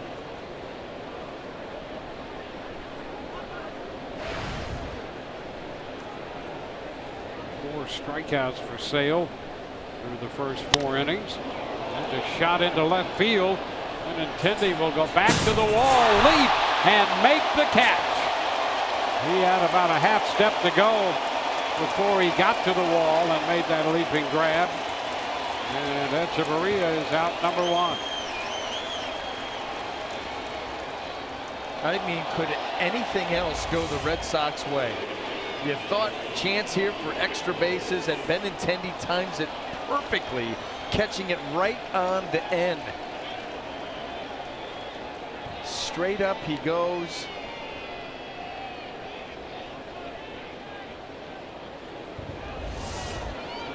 Well, this is where, if this is a video game that you're playing, this is where you hit pause and you get up to go to the refrigerator, and I'm using air quotes, and you step over the console. Oh my gosh, I accidentally hit the reset button. Because this is, I mean, this is absurdity. Yeah. What's going on here tonight? The way that the Red Sox have jumped out, and everything so far has gone their way. Now, a lot of it they've created for themselves. The pop-up foul. Go to the count to Borges. Well, when you put Chris Sale on the mound, and through the first 3 innings, the first 4 hitters have 11 plate appearances and get on base 10 times, your odds aren't too good. 1 ball, 2 strikes. As in 9-0 Yep. type odds.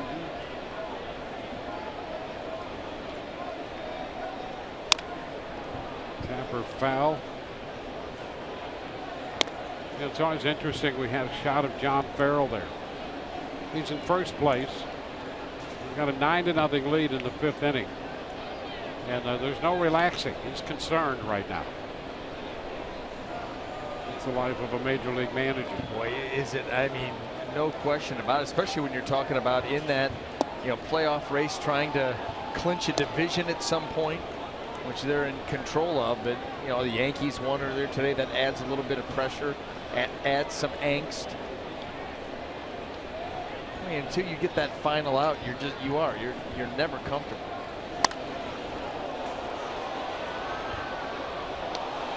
Count still 2-2 to Borges.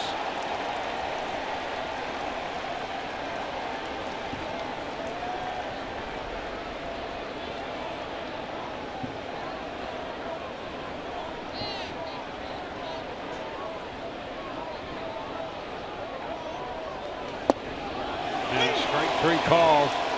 2 gone. Well, Farrell, has seen some ups and downs. That 13 season, great year for him. He manages the club. They went 97, and the next year they're 71 and 91. Had some health issues when they went 78 and 84. Last year winning 93, and this year right now 19 over 500 and in first place in the division. And he's got a completely different club than he's been used to managing. Yeah, absolutely. They don't hit as many home runs. They steal bases. And looking at their game last night, the Rays dropped that one 9-3. Well, the Rays can hit a few home runs, as we've seen before. And the Red Sox, in scoring 9 runs, hit 1 home run in last night's game. Strike 2 to Espinosa. Pedroia hit the home run tonight. They've scored 9 runs. They were last in the American League in home runs. By a pretty good margin, too. I mean, they really aren't close at all. They do a nice job with runners in scoring position. You talked about they hit a lot of doubles, they steal a lot of bases, so they give themselves a lot of opportunities. You can see how that could be interesting baseball. You know, they have some athleticism about them, some power, but they will run. Foul right back again by Espinosa, still down 2 strikes. We saw it here, you know, early on in this game tonight. You know, get a guy on, steal second. Next guy that gets on that can run, steal second. I mean, guys are in motion, taking extra bases, playing an aggressive style of baseball that has a tendency to put you on your heels if you're not ready for it, if you're not engaged. That's going to be a base hit for Espinosa into right. So he got down 0-2, continued to battle. He's now 2 for 2 tonight. Rays have 3 hits. Longoria had the 2-out single in the first, and Espinosa 2 hits since then. Now Kevin Kiermaier. Double play went 1-6-3, a hot shot back to the mound that Sale grabbed. That started the double play. A ball, no strikes.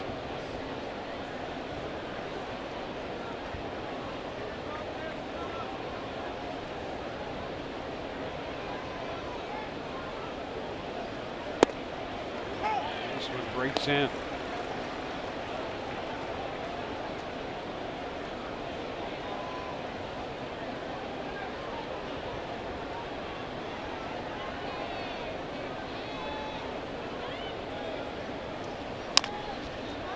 Chopper over the mound. That's a tough play and nowhere to go with it as Espinosa quickly got into second by the time it chopped and then was fielded by Pedroia. The only play for Pedroia was if you got there and could field it and tag Espinosa running by. Right there, you're never getting Kiermaier. That's never going to happen. It's just something that went the Rays' way.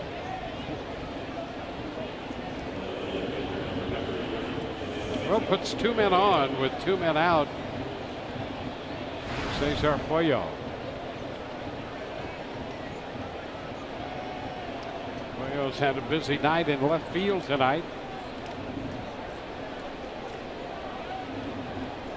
Looking for some contact here against Chris Sale. A pop up. That ball will be playable, but right up against the tarp. And Moreland could not grab it, could not hold on. But that ball got on him quickly because it wasn't hit that high. And by the time he ran all the way over there, now he looks right there for the tarp. Oh, here it comes. Right off the thumb.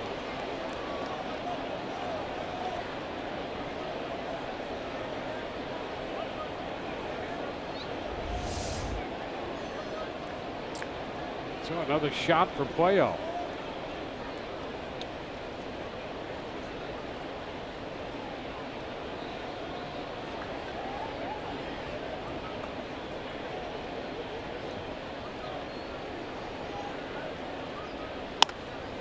Ground ball backhanded by Moreland, and the toss there underhanded to Sale.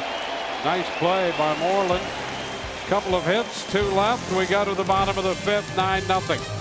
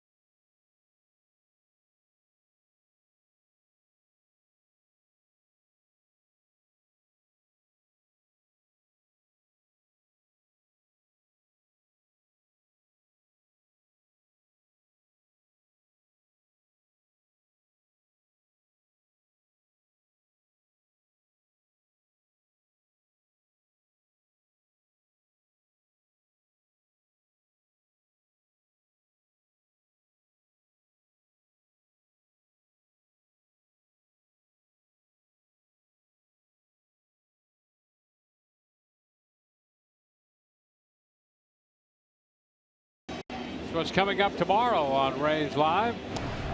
Pregame shows presented by your Gulf Coast Honda dealers. Alex Cobb will be on the hill. Cobb looking for his 11th win. We'll hear from him. And Orestes will break down Hanley Ramirez. Whoever it was that walked in front of that camera shot that Yes. we were showing as we came out from the break is a hero. It's a hero. Really? Yeah, well, you saw, I mean, we had the camera, it comes on, there's some fans showing you what's going on here tonight in the game, and someone walked in front of the camera and blocked all that. Yeah. He's a hero. Okay, I got you. Pitch to Jackie Bradley Jr. is down. Ball, no strikes. Bradley 0 for 2.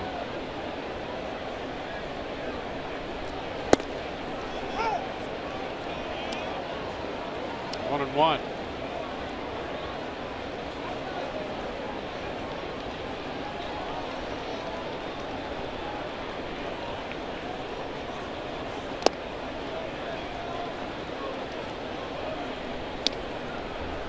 Austin Pruitt took over, worked the third and the fourth.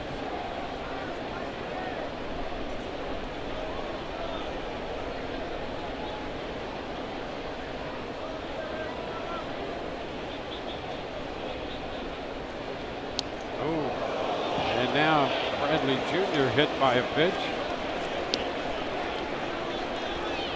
He'll head to first.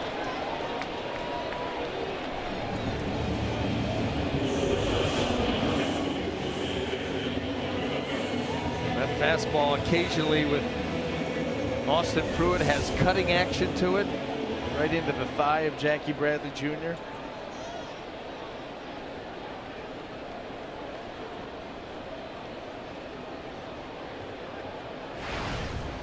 Xander Bogaerts.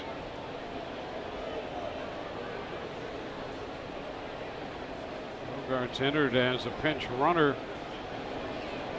Nunez had to leave. Takes a strike. Bogaerts reached on an infield hit in the third and scored a run. Red Sox scoring in each of the first 3 innings.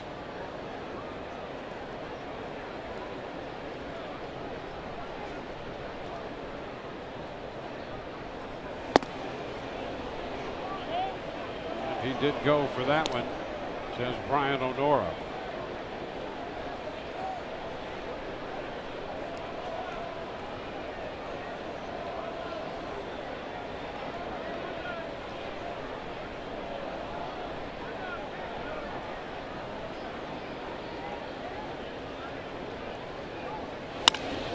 Liner into center, charged by Kiermaier. He gets there to make the catch.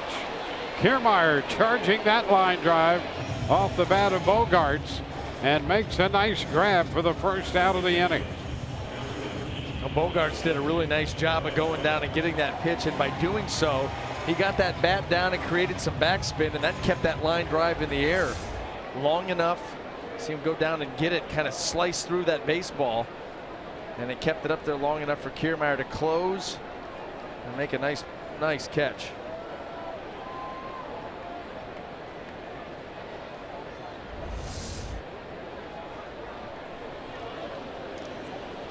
Justin Pedroia. Pitch is down.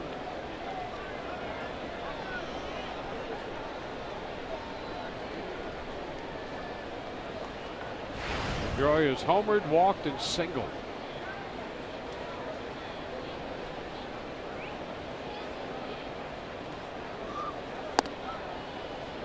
Pitch is too low. This game not all that dissimilar from last night when Mookie Betts hit a 3-run homer in the first, and then in the fourth, the Red Sox put up 5. They scored 3 in the first and then scored 5 in the second tonight. Adding another run in the third. There's a strike, 2-1. Rays have yet to answer.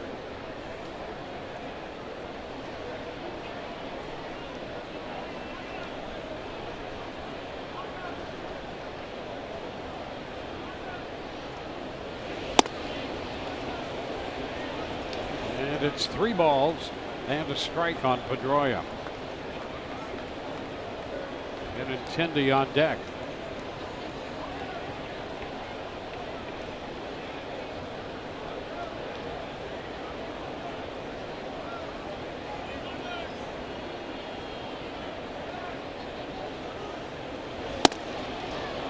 It's wide. So a hit batter and a 1-out walk. Bradley goes to second. Pedroia's at first. And Benintendi will be up.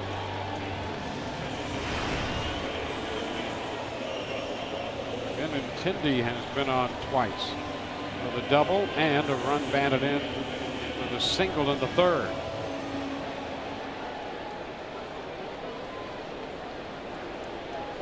Brock Holt, the pinch runner now for Pedroia at first.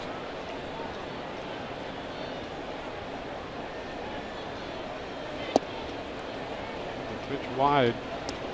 We mentioned Pedroia.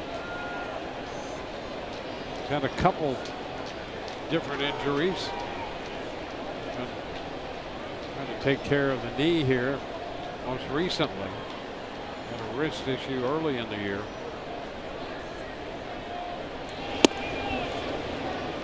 Ball 2 to Benintendi. Having trouble finding the strike zone here. Try away, try in.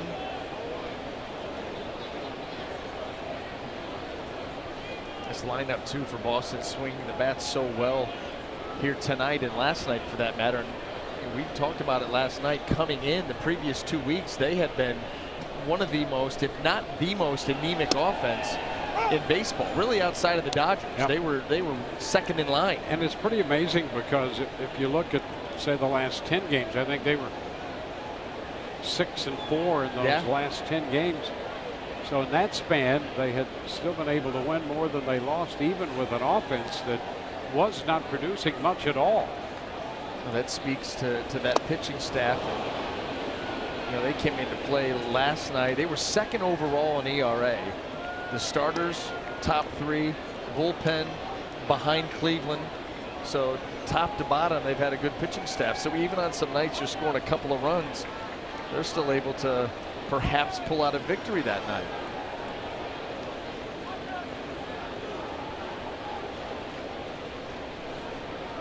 Pomerantz, and he got his 15th win last night, has really stepped up for this team. Sale's been great.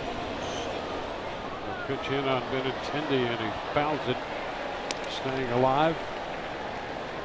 Craig Kimbrell to close has been historic, as good as he's been. There's Drew Pomerantz. Yeah, he's now 15-5 on the year.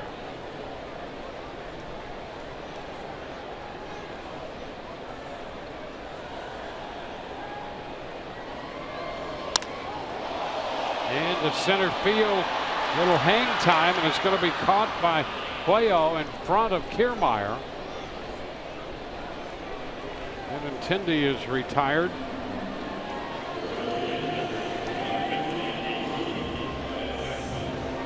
Two outs with 2 men on.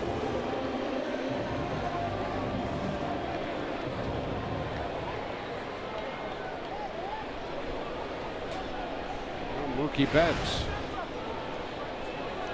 been on twice.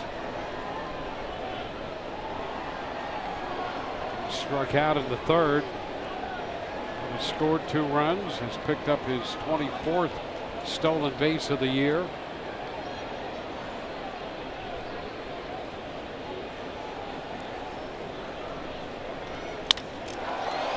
Toward left center. Kiermaier on the go. Leaping grab to retire the side. Betts is out number 3. Little hang time there for Kiermaier in left center field. 2 men left. We've gone through 5. 9-0 Boston.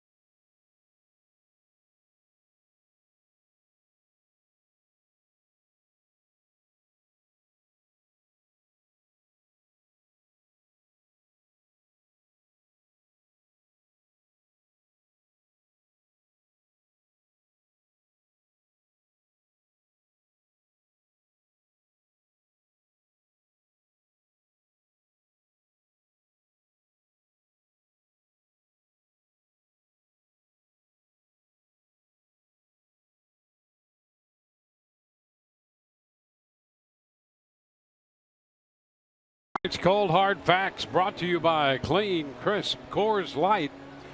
Well, the strikeout unapologetically a big part of the game now.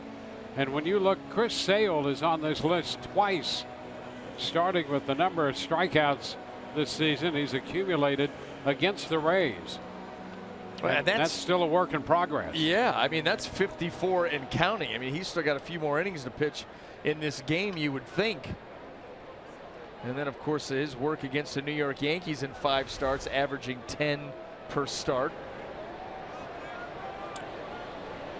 Working on 5 through 5 innings tonight, and here is Evan Longoria. Well, remember what he's doing, because you're probably going to see him in his next start also. Saturday, his next turn would be Thursday. Yeah, well, Kurt Casale's hitting here to lead off the inning in the place of Longoria. 2-0. Yeah, but you're right. See these Red Sox again. That's going to be a base hit up the middle. So Kurt Casale has a hit to lead off the 6th. Well, you hope too. It's just Kevin Cash getting Longoria off his feet. Long season. You know, he's one of those guys that wants to be out there all the time, so it's kind of strange he would come out in the 6th inning. I know the score's 9-0, but he doesn't like to come out of games. Doesn't like to not play. Doesn't like to come out of games.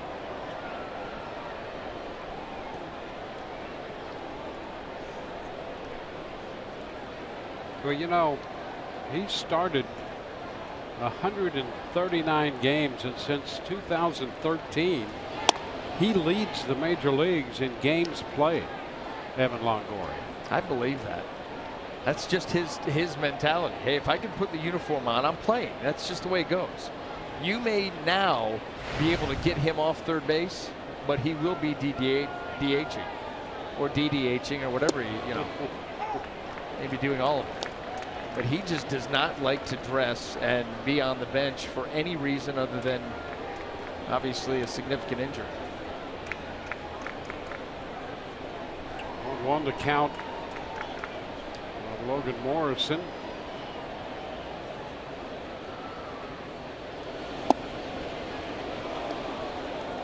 It's 2-1. Well, Evan had picked up a base hit and then was victimized on a good play by Bogarts in the 4th inning, threw him out. Casale picks up a pinch hit single here to open the inning.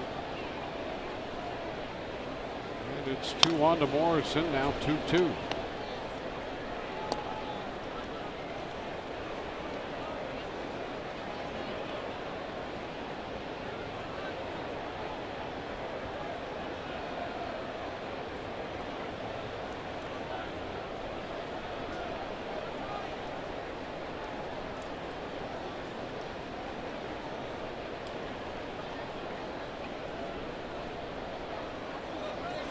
You know, the other interesting thing about this Boston club, not only are they 15th in the league, last in home runs, so they're hitting fewer home runs, but they're also making a lot more errors this year. They made only 75 errors last year, tied for the fewest in the American League. And they've made over 90 errors this year. And dropping down, Sales strikes out Logan Morrison. It's number 6 for Sale. So there are all kinds of things different about the Red Sox, but they're translating all of those things into wins. And you know what's strange is usually with good pitching comes good defense. With good defense comes good pitching. They've got tremendous pitching. Not so tremendous defense. It usually does not go hand in hand.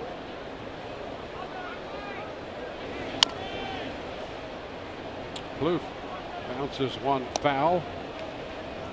Well, the game of today is different than I've seen, and I think you would agree that you've seen baseball played. Yep. At least over the generation when I played. And even after leaving there, you know, a few years, it was played pretty much the same way, but it's all different now. I mean, Yeah, some of these numbers, you know, there's for a while you say, well, there's less emphasis on steals, really home runs. Well, here's a team that now reverses that. They're stealing more bases, hitting fewer home runs, making more errors. Their pitching is better, and they're having a good year. Copycat league. I mean, is all of a sudden, Yeah. you know, I think that there's a happy medium. You can't be all long ball. You can't be all small ball. You've got to be able to find a mix. Hey, there's a shot off the bat of Plouffe, headed into the corner and left. Casale's going to go to third. The throw will be to second. And the Rays have men on the corners here in the 6th inning. So Plouffe picks up his first hit tonight. And the Rays have a little something brewing.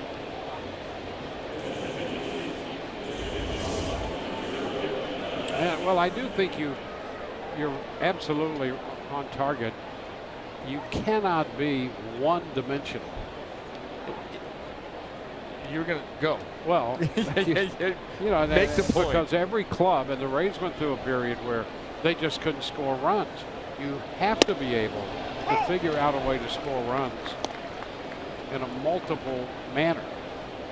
When the home runs dried up, yeah, is when they lost the 13 out of 15 or That's whatever right. it was, because they could not manufacture runs at all. And so what you'd hope is you'll have a component where you can add that. There's no question the home run is the quickest way to get on the board. You hit a home run, you get a couple guys on, you hit one, all of a sudden you have some runs. But I really think clubs will get to the point where they need to supplement that. And I think that's what would help keep the Rays out of a stretch such as they went through. You know what's difficult about that? What's very difficult about that is that if you're going to be a team that really puts their emphasis on the long ball, have a lot of different guys that are going to hit a lot of home runs, okay, that's great. But if the home run ball, you know, the long ball isn't there, then you've got to be able to manufacture runs. And here's where the problem comes in. To manufacture runs, you have to have an approach. And if you're an all or nothing team, you don't have an approach. Your approach is to launch. Your approach isn't to hit behind the runner, to hit up the middle, to get a guy over, get him in. You don't do those things. That's not how you operate offensively. You've got to find that mix of guys. And boy, I'll tell you what, Chris Sale getting squeezed here against Malik Smith. Yeah. Well, Malik has a smaller strike zone. And we're seeing it right here. Apparently it's the size of a postcard. And Farrell trying to get in on the conversation, just encouraging in a gentle way the plate umpire. 3-2. And strike 3 call. Smith ready to unload the bat. Now he's not happy. You almost get the feeling if Sandy Leone didn't have to dive for it, it was going to be strike 3. Breaking ball stayed in. Or not. So 2 outs with men at first and third, and now it will be a Danny Echeverria. Hit the ball to the wall and left in the 5th inning. Only have Benintendi time it up and catch it. That's a strike.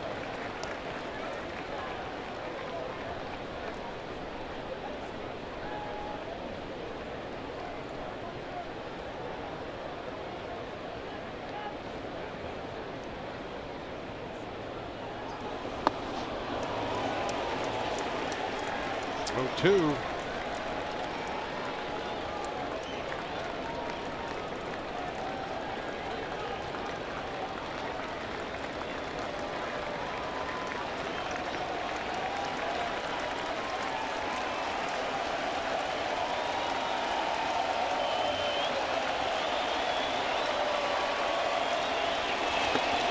Echeverria down on strikes.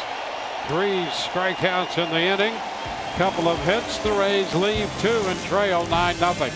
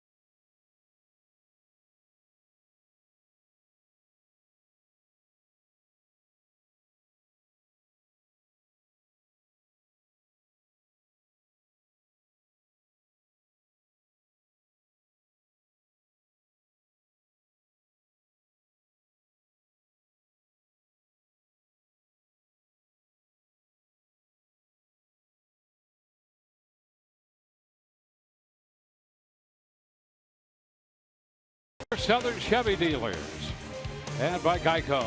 15 minutes could save you 15% or more on car insurance.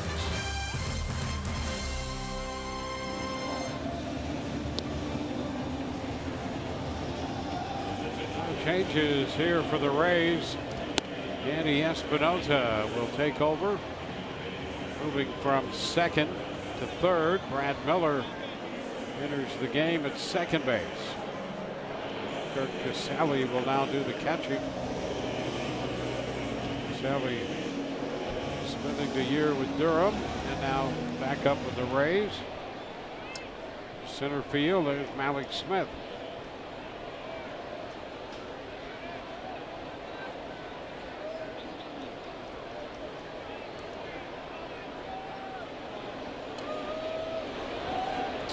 Austin Pruitt set to go to work, facing Mitch Moreland. Pitch is a ball.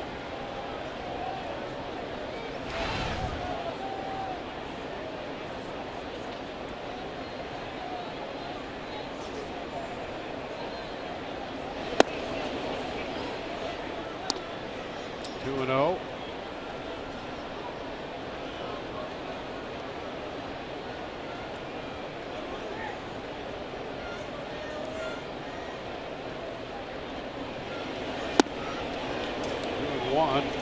Ramirez next, and then Rafael Devers.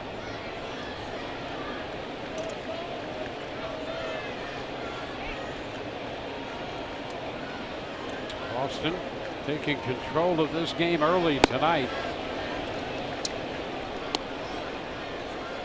3-1.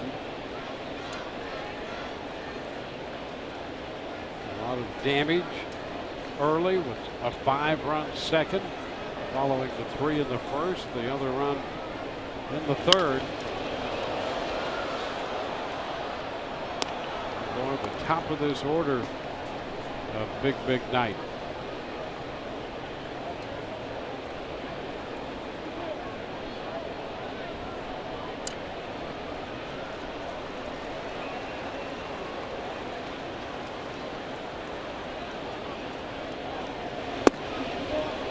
There's ball 4. Marlins on for the second time tonight. Pruitt giving up a leadoff walk. He hit Bradley and walked Pedroia in the 5th.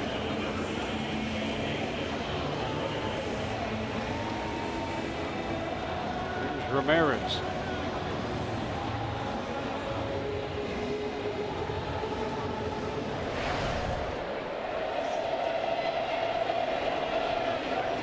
Ramirez has been on twice, once on an error.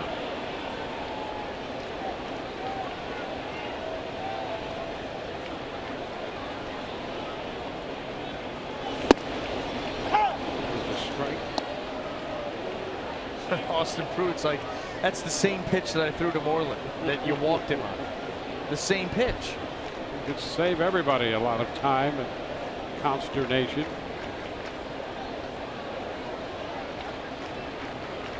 One strike to count.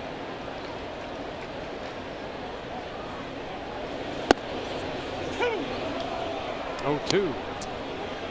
2 out of 3 ain't bad. Holding Meatloaf again. Meatloaf. You know, I will take some. I'm making some downstairs. 0-2 count here.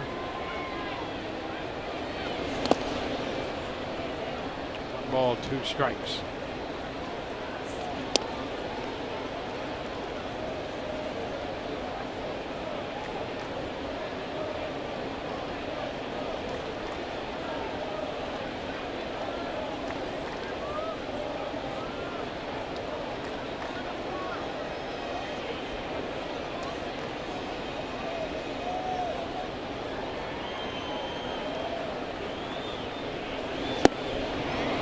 Swing and a miss. Ramirez out on strikes. So Pruitt picks up his 4th. So now 1 One out with a man on here in the 6th inning. Outfield Devers. Devers has singled and doubled off the left field wall in the 4th inning. And we have seen indications of his power to left and left center before. A strong young man, just 20 years old. Takes a cut and misses. We'll let the bat fly. Yeah, he does not get cheated, and showing that willingness to go the other way with power at such a young age. See so many guys, young, big swings, they want to pull everything. Skies it into right. Borges is there and makes the catch. 2 gone.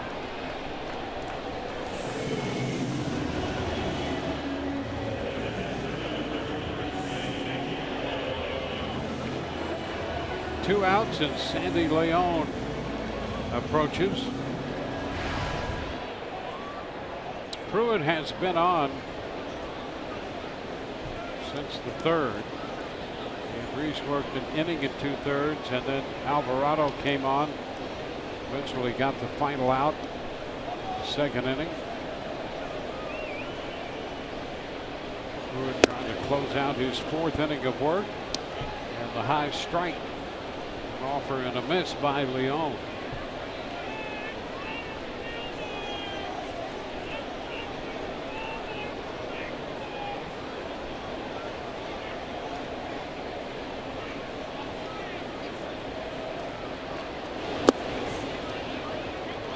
Ball, 1 strike. No reports yet, but Xavier Cedeno and Nathan Eovaldi. Eovaldi recovering from Tommy John surgery in August of 2016. They're scheduled to join the AA Montgomery team and get some work in there, with the idea that eventually, before this season is over, the Rays coming in with 20 games left, and we might see them before the year is out as well. Aldi throwing at Tropicana Field the other day, and he's a guy with 100-mile-per-hour capacity with his velocity, and he was throwing the ball well. I think that's so important too. If you guys have guys coming back from, Tommy John surgery, big time surgeries, or just an injury like with Cedeno that's lasted the entire season, to get them back into Major League Baseball games at the end of the year, let them go into the off season with some confidence that they can do this again and build towards spring training, I think is huge. Yep. Leon is out on strike, so we'll look forward, see if we can see that with an eye toward next year. On to the 7th, 9-0 Boston.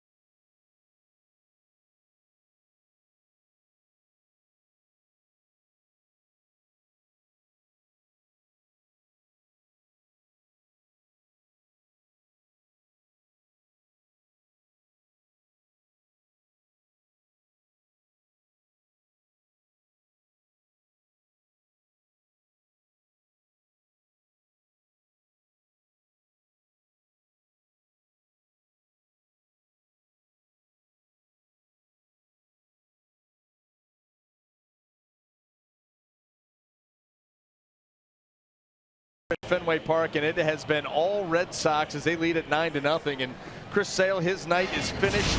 And how good was he once again? Well, you could tell early on he was coming out of his shoes early with the fastball, the breaking ball, the changeup, and then he settled right in, ended up giving up 6 hits, but more importantly than that, just nothing on the scoreboard. 1 walk, 8 strikeouts, just continues to throw the ball very well. First time he didn't go at least 7 against the Rays this season, and that's only because of the score. He's going to give way here to right-hander Carson Smith. Smith coming back to a perfect 18th inning in his season's debut against Toronto. That was Tuesday night. And that his first major league appearance in almost 16 months. Going back into May of last year. Recovering from Tommy John surgery. He's on in this 9-0 game as we go to the 7th, and Peter Borges about to lead off.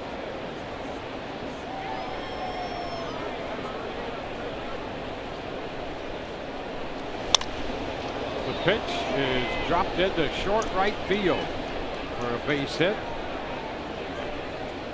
Rays the leadoff hitter aboard.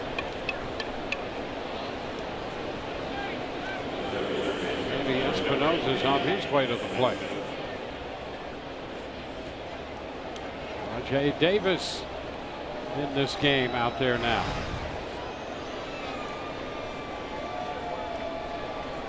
Some of the Red Sox insurance they've added.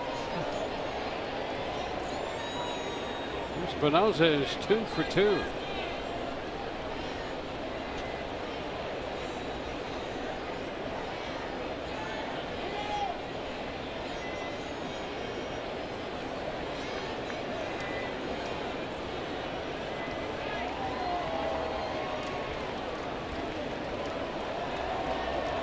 Espinosa started at second, now playing third, and has a base hit the other way.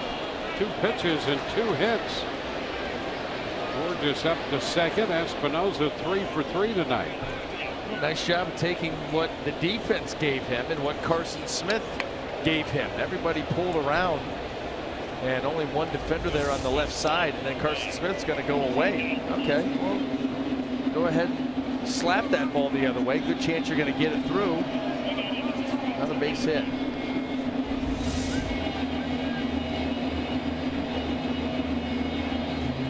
Now we'll see Brant Miller, who is hitting in the spot vacated by Kiermaier. The Rays made some substitutions and changed the position. Miller leadoff spot now, playing second. Fouls it away. Rays with 8 hits on the night, but no runs.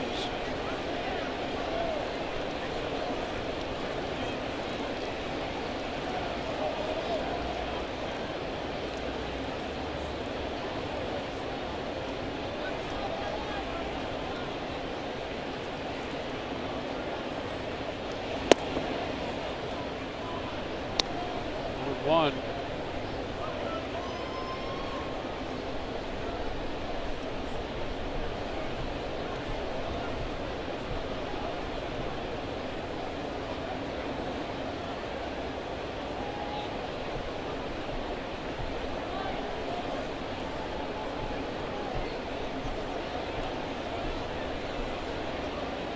Smith had his Tommy John surgery at the end of May last year.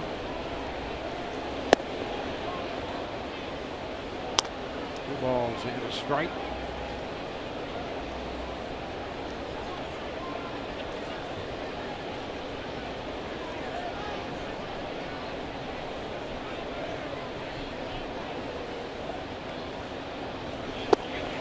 And he picks up the zone there.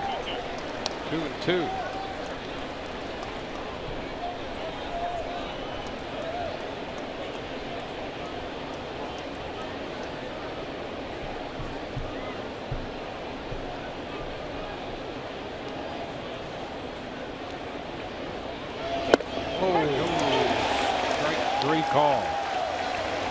Wow. Did that thing have some bite on it? Carson Smith, he's got a funky little windup and some short arm action. Kind of out there to the side just a little bit, that lower 3/4. And watch the break on this thing. Starts it off the plate, and boy, takes it right to the outer third. Well, he's a guy before that elbow issue.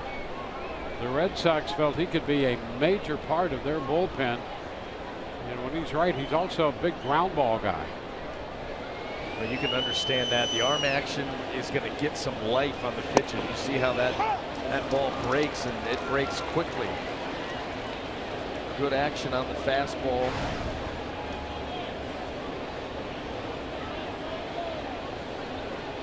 Well, with so many guys in the game now looking to lift constantly, nice to have a pitcher on the mound that has good late sinking action on a pitch. A bad pitch there, a little bit off. 1-1. That's Dan Jennings in the bullpen.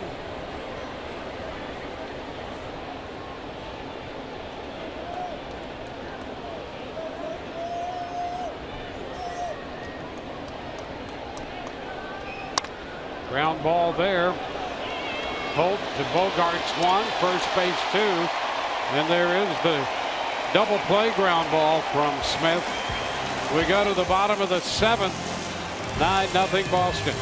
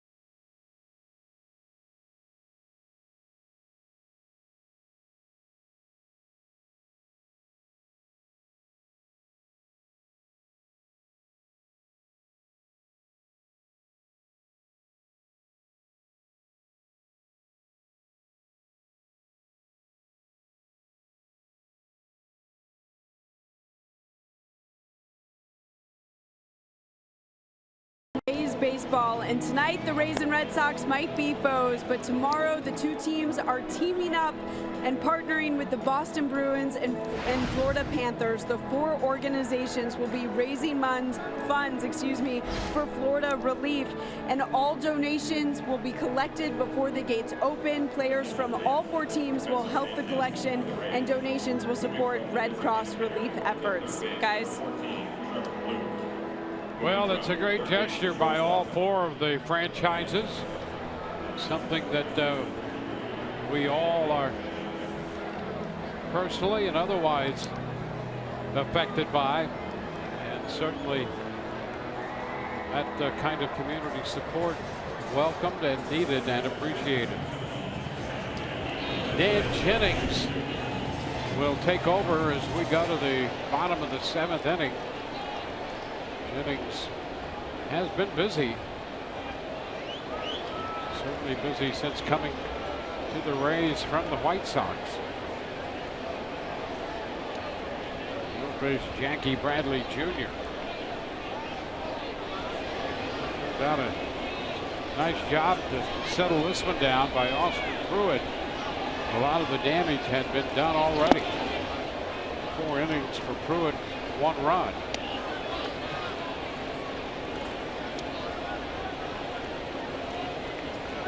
Espinosa, who started the night at second, then went to third. Now over to play shortstop.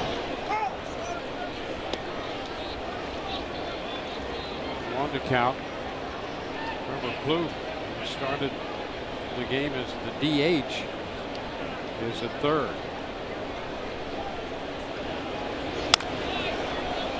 Foul back.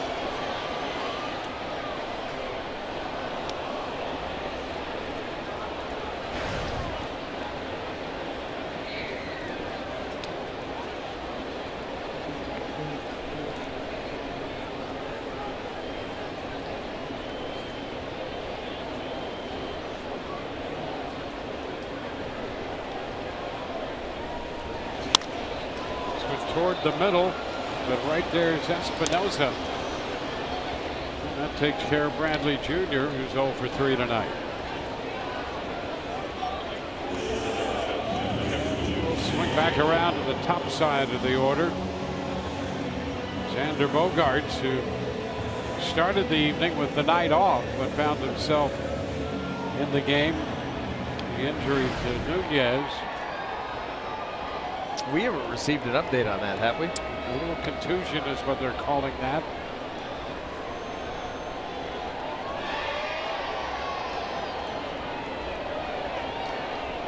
Lower body contusion. That's it.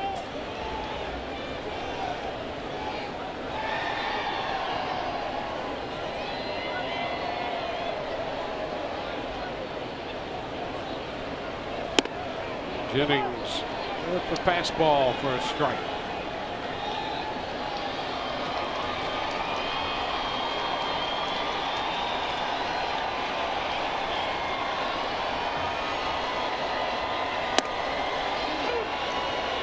Two, specifically a right knee contusion.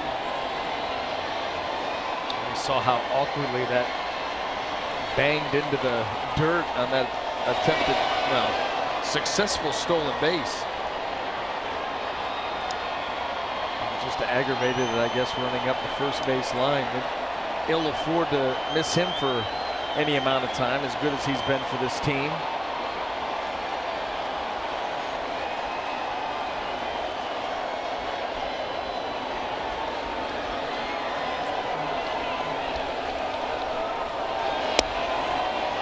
Side 2-2. And Grease gave up 8 runs, 6 earned, and an inning and 2/3. Alvarado for a third, then Pruitt 4 innings, a run on 5 hits, a couple of walks, a hit batter, and 5 strikeouts. And now it's Jennings. Ground ball through the hole on the left side. Bogaerts is aboard. He'll make a turn at first and hang on right there. That's his second hit.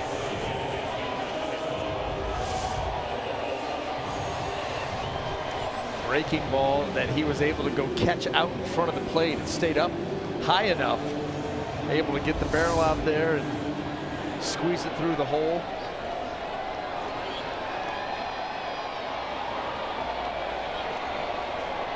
Alvarado is warming up. Does he have anything to do with the furniture store? He could move some furniture. It's too bad that monster truck. We're not going to see him. Yeah. Robbie Ross Jr.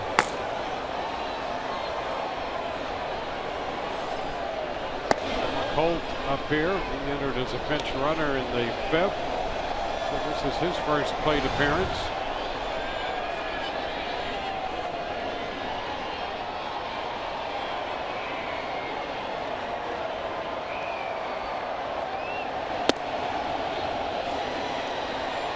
Two and one.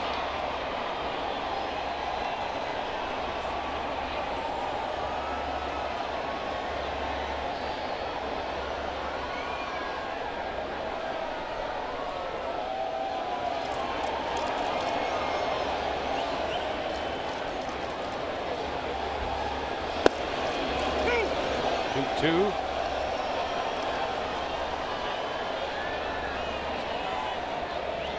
Sale and Smith for Boston. Jennings, the 4th pitcher for the Rays.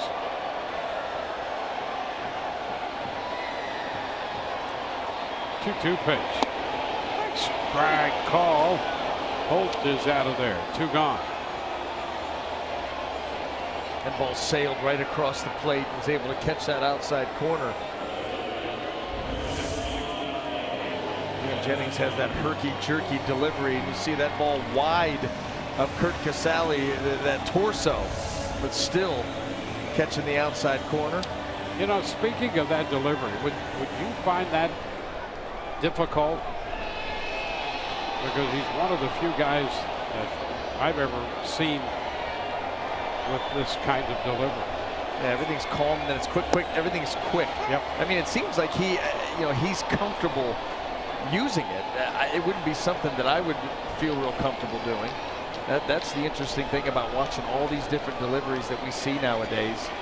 How guys are raised and what they become comfortable with. You know, you start to think that if mechanically you got a little bit out of whack, it may be a tough fix because everything's moving so fast, and you know everything has to be completely in sync in a short amount of time.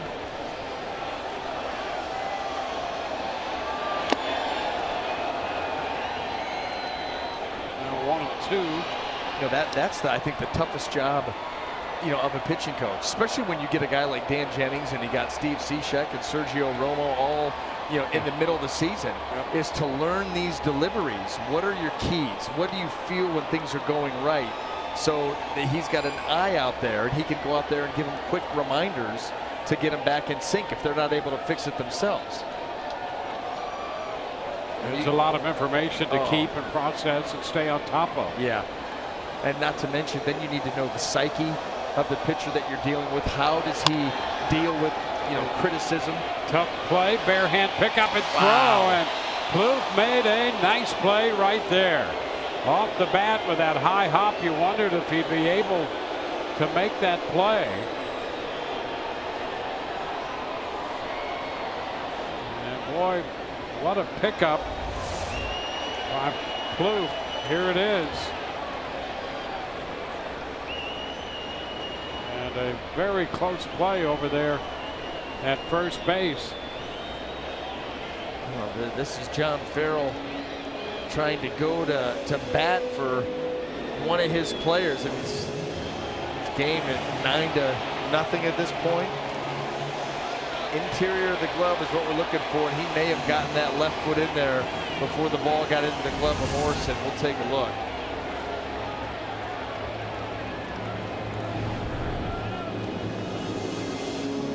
So here on the Red Sox challenge,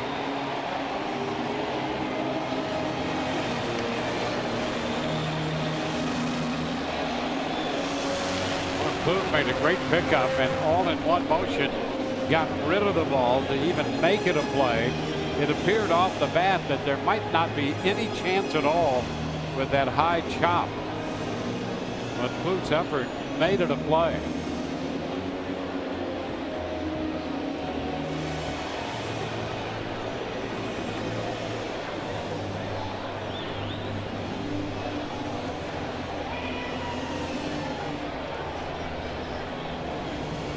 So the call out at first, and we'll see.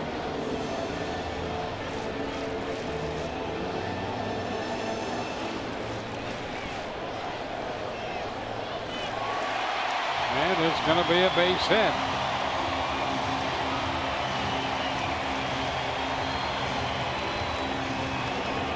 So it's overturned.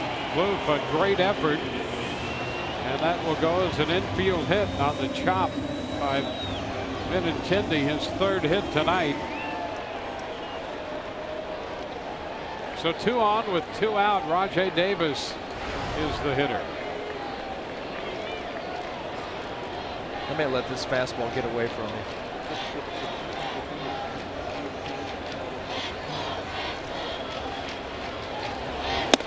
And Jennings throws a strike. 9-0. Yep. Oh, I mean, I'd be beyond livid. I mean, you get why he's doing it, and he wants to get that hit from Benintendi, but for goodness sake.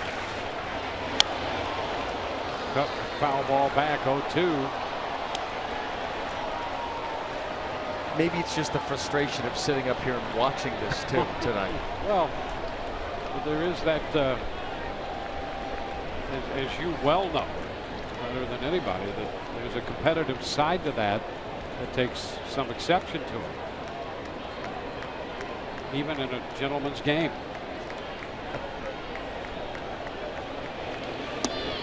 Which is down. 1 ball, 2 strikes.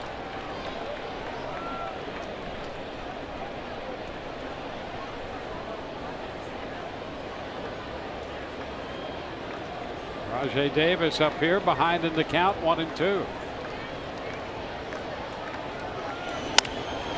And he lifts the fly ball towards center.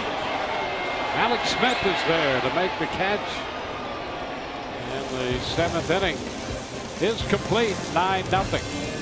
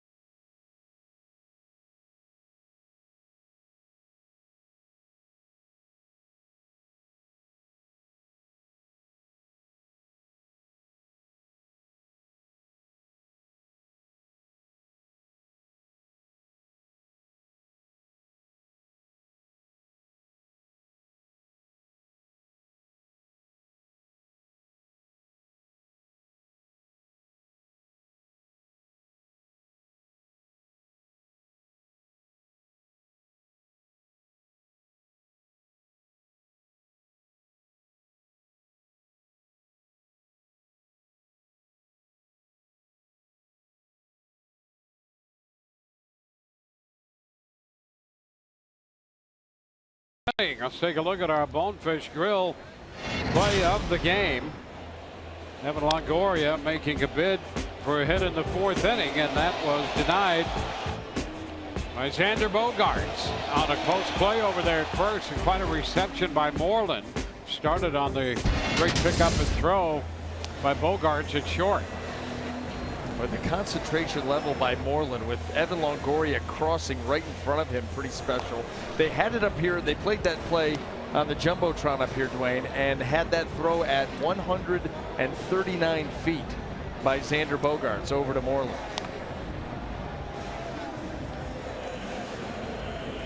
It's a pretty good toss moving away. Yeah, against his momentum to get something on it and some accuracy, to the point where Moreland then could come up with that ball and make a nice play himself. Heath Hembry will be the new pitcher. Kirk Casale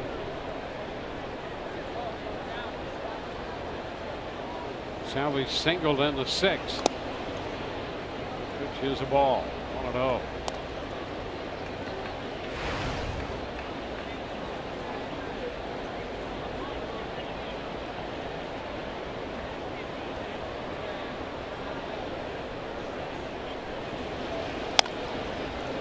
Tapper down to first. And that will be handled unassisted down there for the first out. Watch the Rays Kids TV show, Rays Rookies, tomorrow at noon. For more information, go to RaysBaseball.com/Rays Rookies and check your listings for more episodes on Fox Sports Sun.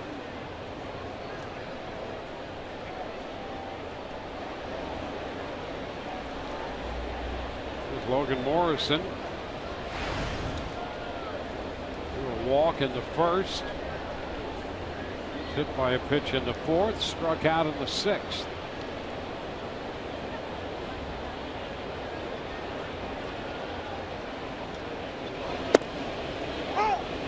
Which is a strike.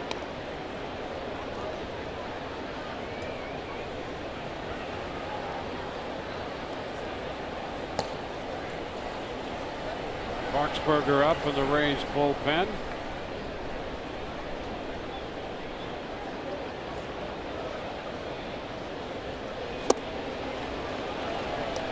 Pitch disappeared on Morrison. Puts him down 0-2.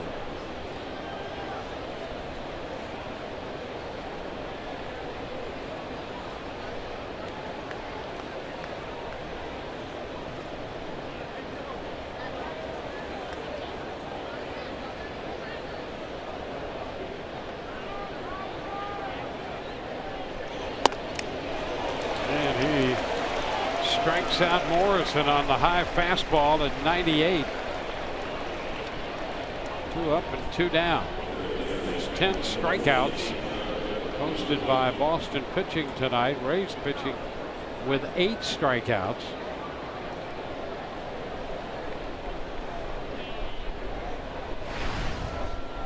Trevor Plouffe.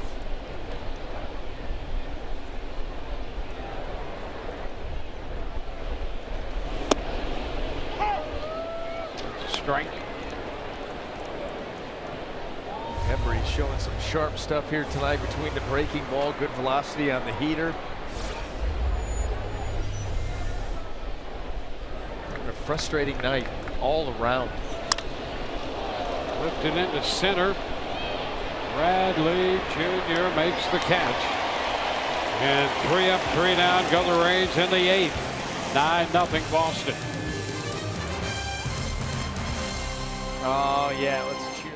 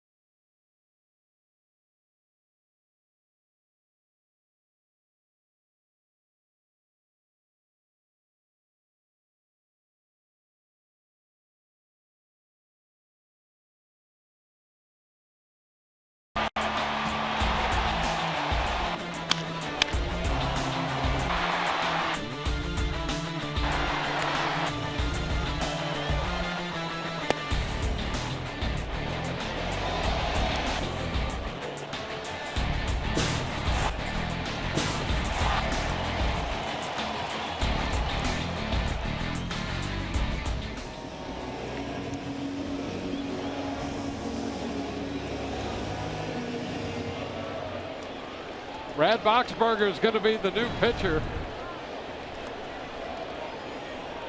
He is pitcher number 5 for the Rays as we move into the bottom of the 8th. And Mitch Moreland will lead it off. That's a strike. Moreland doubled in a couple of runs earlier tonight. Well, I'm hoping at some point, Dwayne, that you maybe feel comfortable sharing the joke that you shared with me in between innings with our listeners. Yeah, but it was a good joke. But then it wouldn't be special, would it? Oh, it'd be special. Just saving it just for you. I'll be laughing about that all night. 2 balls and a strike to count.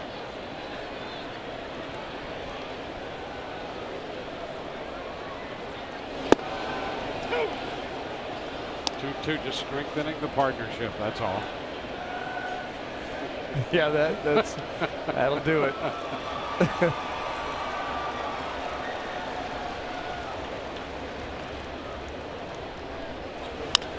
Boxberger delivers and Moreland fouls it out of play.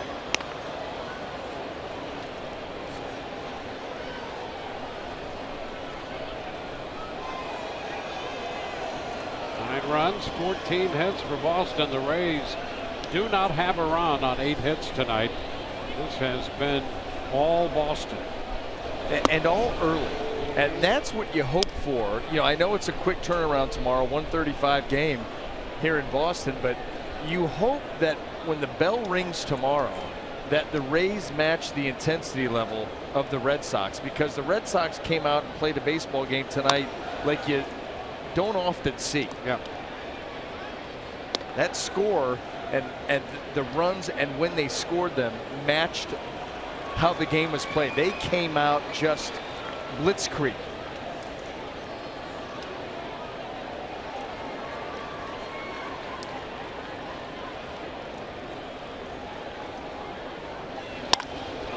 Shot toward right center field, and that ball will one-hop the low wall. It's a double for Moreland.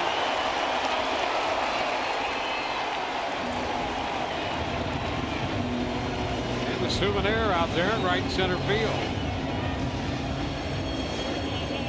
Well, Mitchie Two Bags is right back at it. Ball right up and out over the plate. Took one to left field off the monster earlier tonight, pulls this one into right center field into the bullpen there. Well, Boston trying to go 20 games over 500, and it would match their season's high.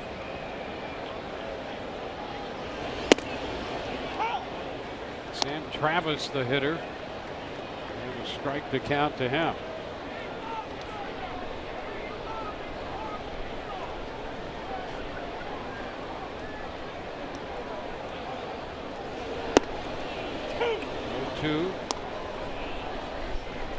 Red Sox at one point were 73 and 53,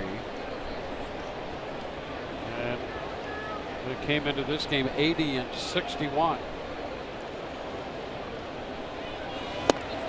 Swing and a miss, and Travis is out of there. One gone with a man at second. Be one of the first 15,000 fans in attendance Saturday, the 16th of September, to receive a Blake Snell bobblehead courtesy of Tampa General Hospital. Call 888-FAN-RAYS or visit RaysBaseball.com.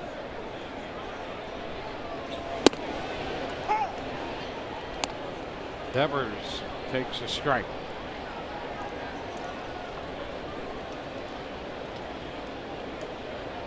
Two hits for the 20-year-old third baseman.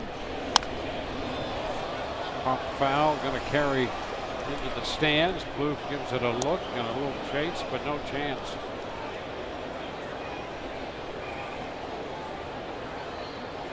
The hunt is on.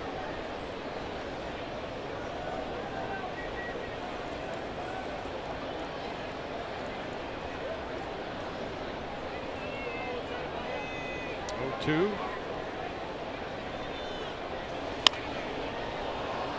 Foul ball into the upper deck and back down. Very elusive. You hate those ones that hit into the upper deck and then head down to the lower bowl and people leaning. Don't lean too far.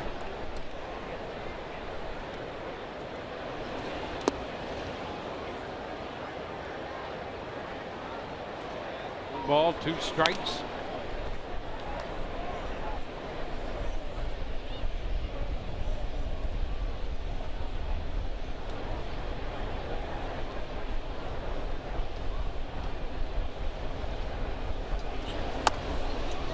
Swing and a foul ball.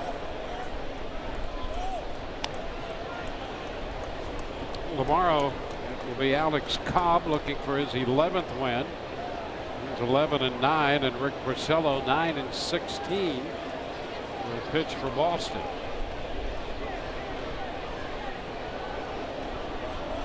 How about Rick Porcello wins the Cy Young Award a year ago, and this year struggling mightily. A lot of balls in the air. You know, used to be an extreme ground ball guy. Not the case here in 2017, and it's cost him. Boxberger strikes out Devers. Back-to-back strikeouts now for Brad Boxberger. Sandy Leon will be the hitter.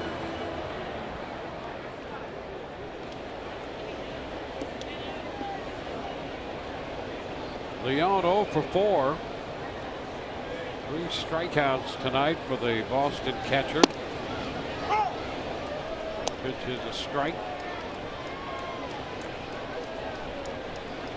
This is the only spot in this lineup not to reach base tonight for Boston. The number 8 spot in the lineup. Now it's a 1-1 count.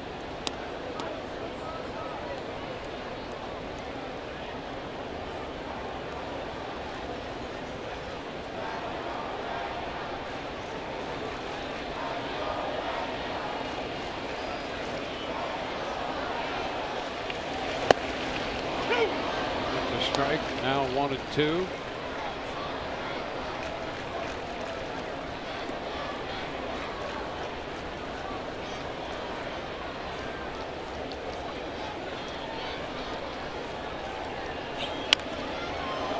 Holds the count at a ball, 2 strikes.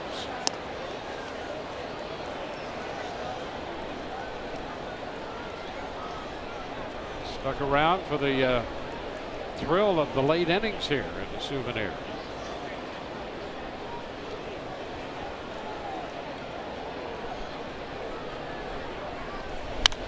Out shot, that's down the right side, going to be foul. Well fouled as it turns out. Leon distributing a few souvenirs into the crowd.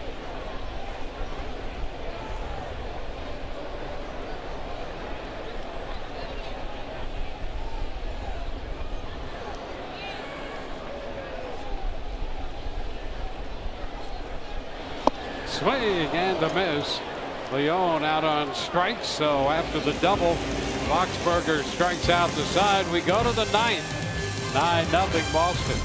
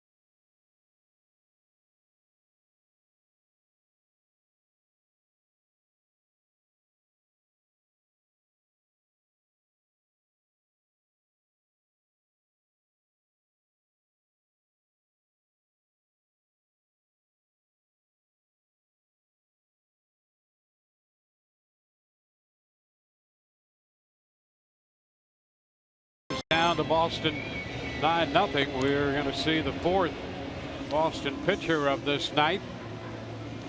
Lane Boyer, who spent a couple of stints on the disabled list. One with an elbow issue, and More recently, a neck strain. And he'll make his 28th appearance following Sale, Smith, and Embry to the mound. Alex Smith will lead off against Boyer.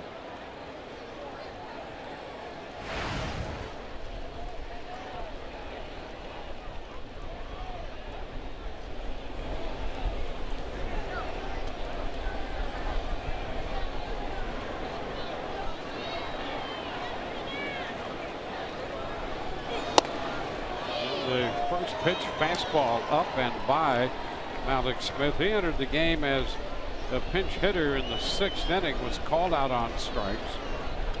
Stayed on to play center when the Rays made some position changes.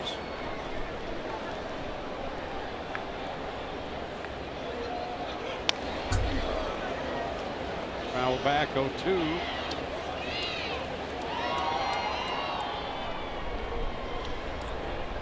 Boyer can get that fastball up there in a hurry, mid-90s. Got really short arm action too. Quick arm, but short arm action, and that in and of itself will lead to some deception.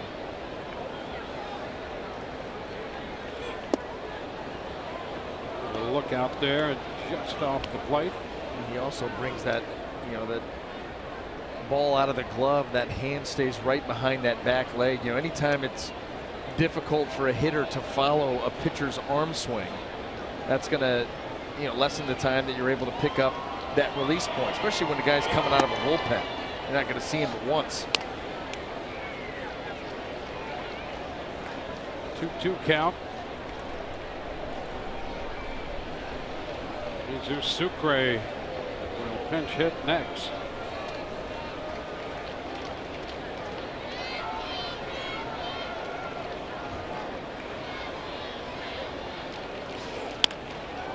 A little soft liner and a leaping catch by Bogaerts for the first out in the 9th. Well, coming up on Rays Live, the post game, again presented by WB Mason. Rich and Orestes will discuss the performance of Chris Sale tonight. We'll have the Kevin Cash press conference and Alex Cordray along with interviews from the clubhouse, all presented by WB Mason. Sucre started behind the plate last night for the Rays. Had 2 hits, including his 5th home run of the year. 1-0 count.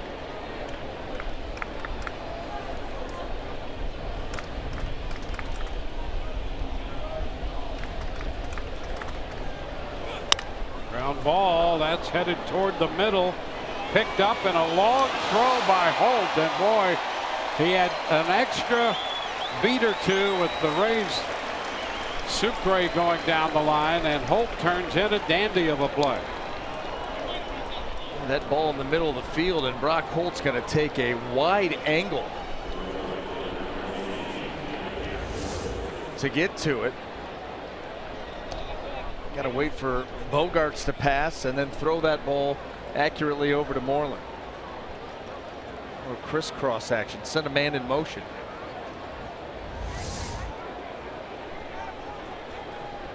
So 2 outs, bases empty, and Peter Borges, who's been in right field tonight, has a hit, 1 for 3. Takes the pitch down, 1-0. Well, Boston an out away from matching its season's high in terms of games over 500. The Rays came in 70 and 72, and a chopper to short. Borges around second makes the pickup, and that ends this game. 1-2-3 go the Rays in the 9th inning. The Red Sox a combination shutout, 9-0 the final, and Chris Sale will get his 16th win. He's 16 and 7. Matt Andriese, the losing pitcher, dropping his record to 5-3 in Boston, taking the first 2 games of this series. For Brian Anderson and Alex Cordray, Dwayne Stats. Hope you've enjoyed the telecast, if not the outcome. Rays Live, the post game presented by WB Mason, is next.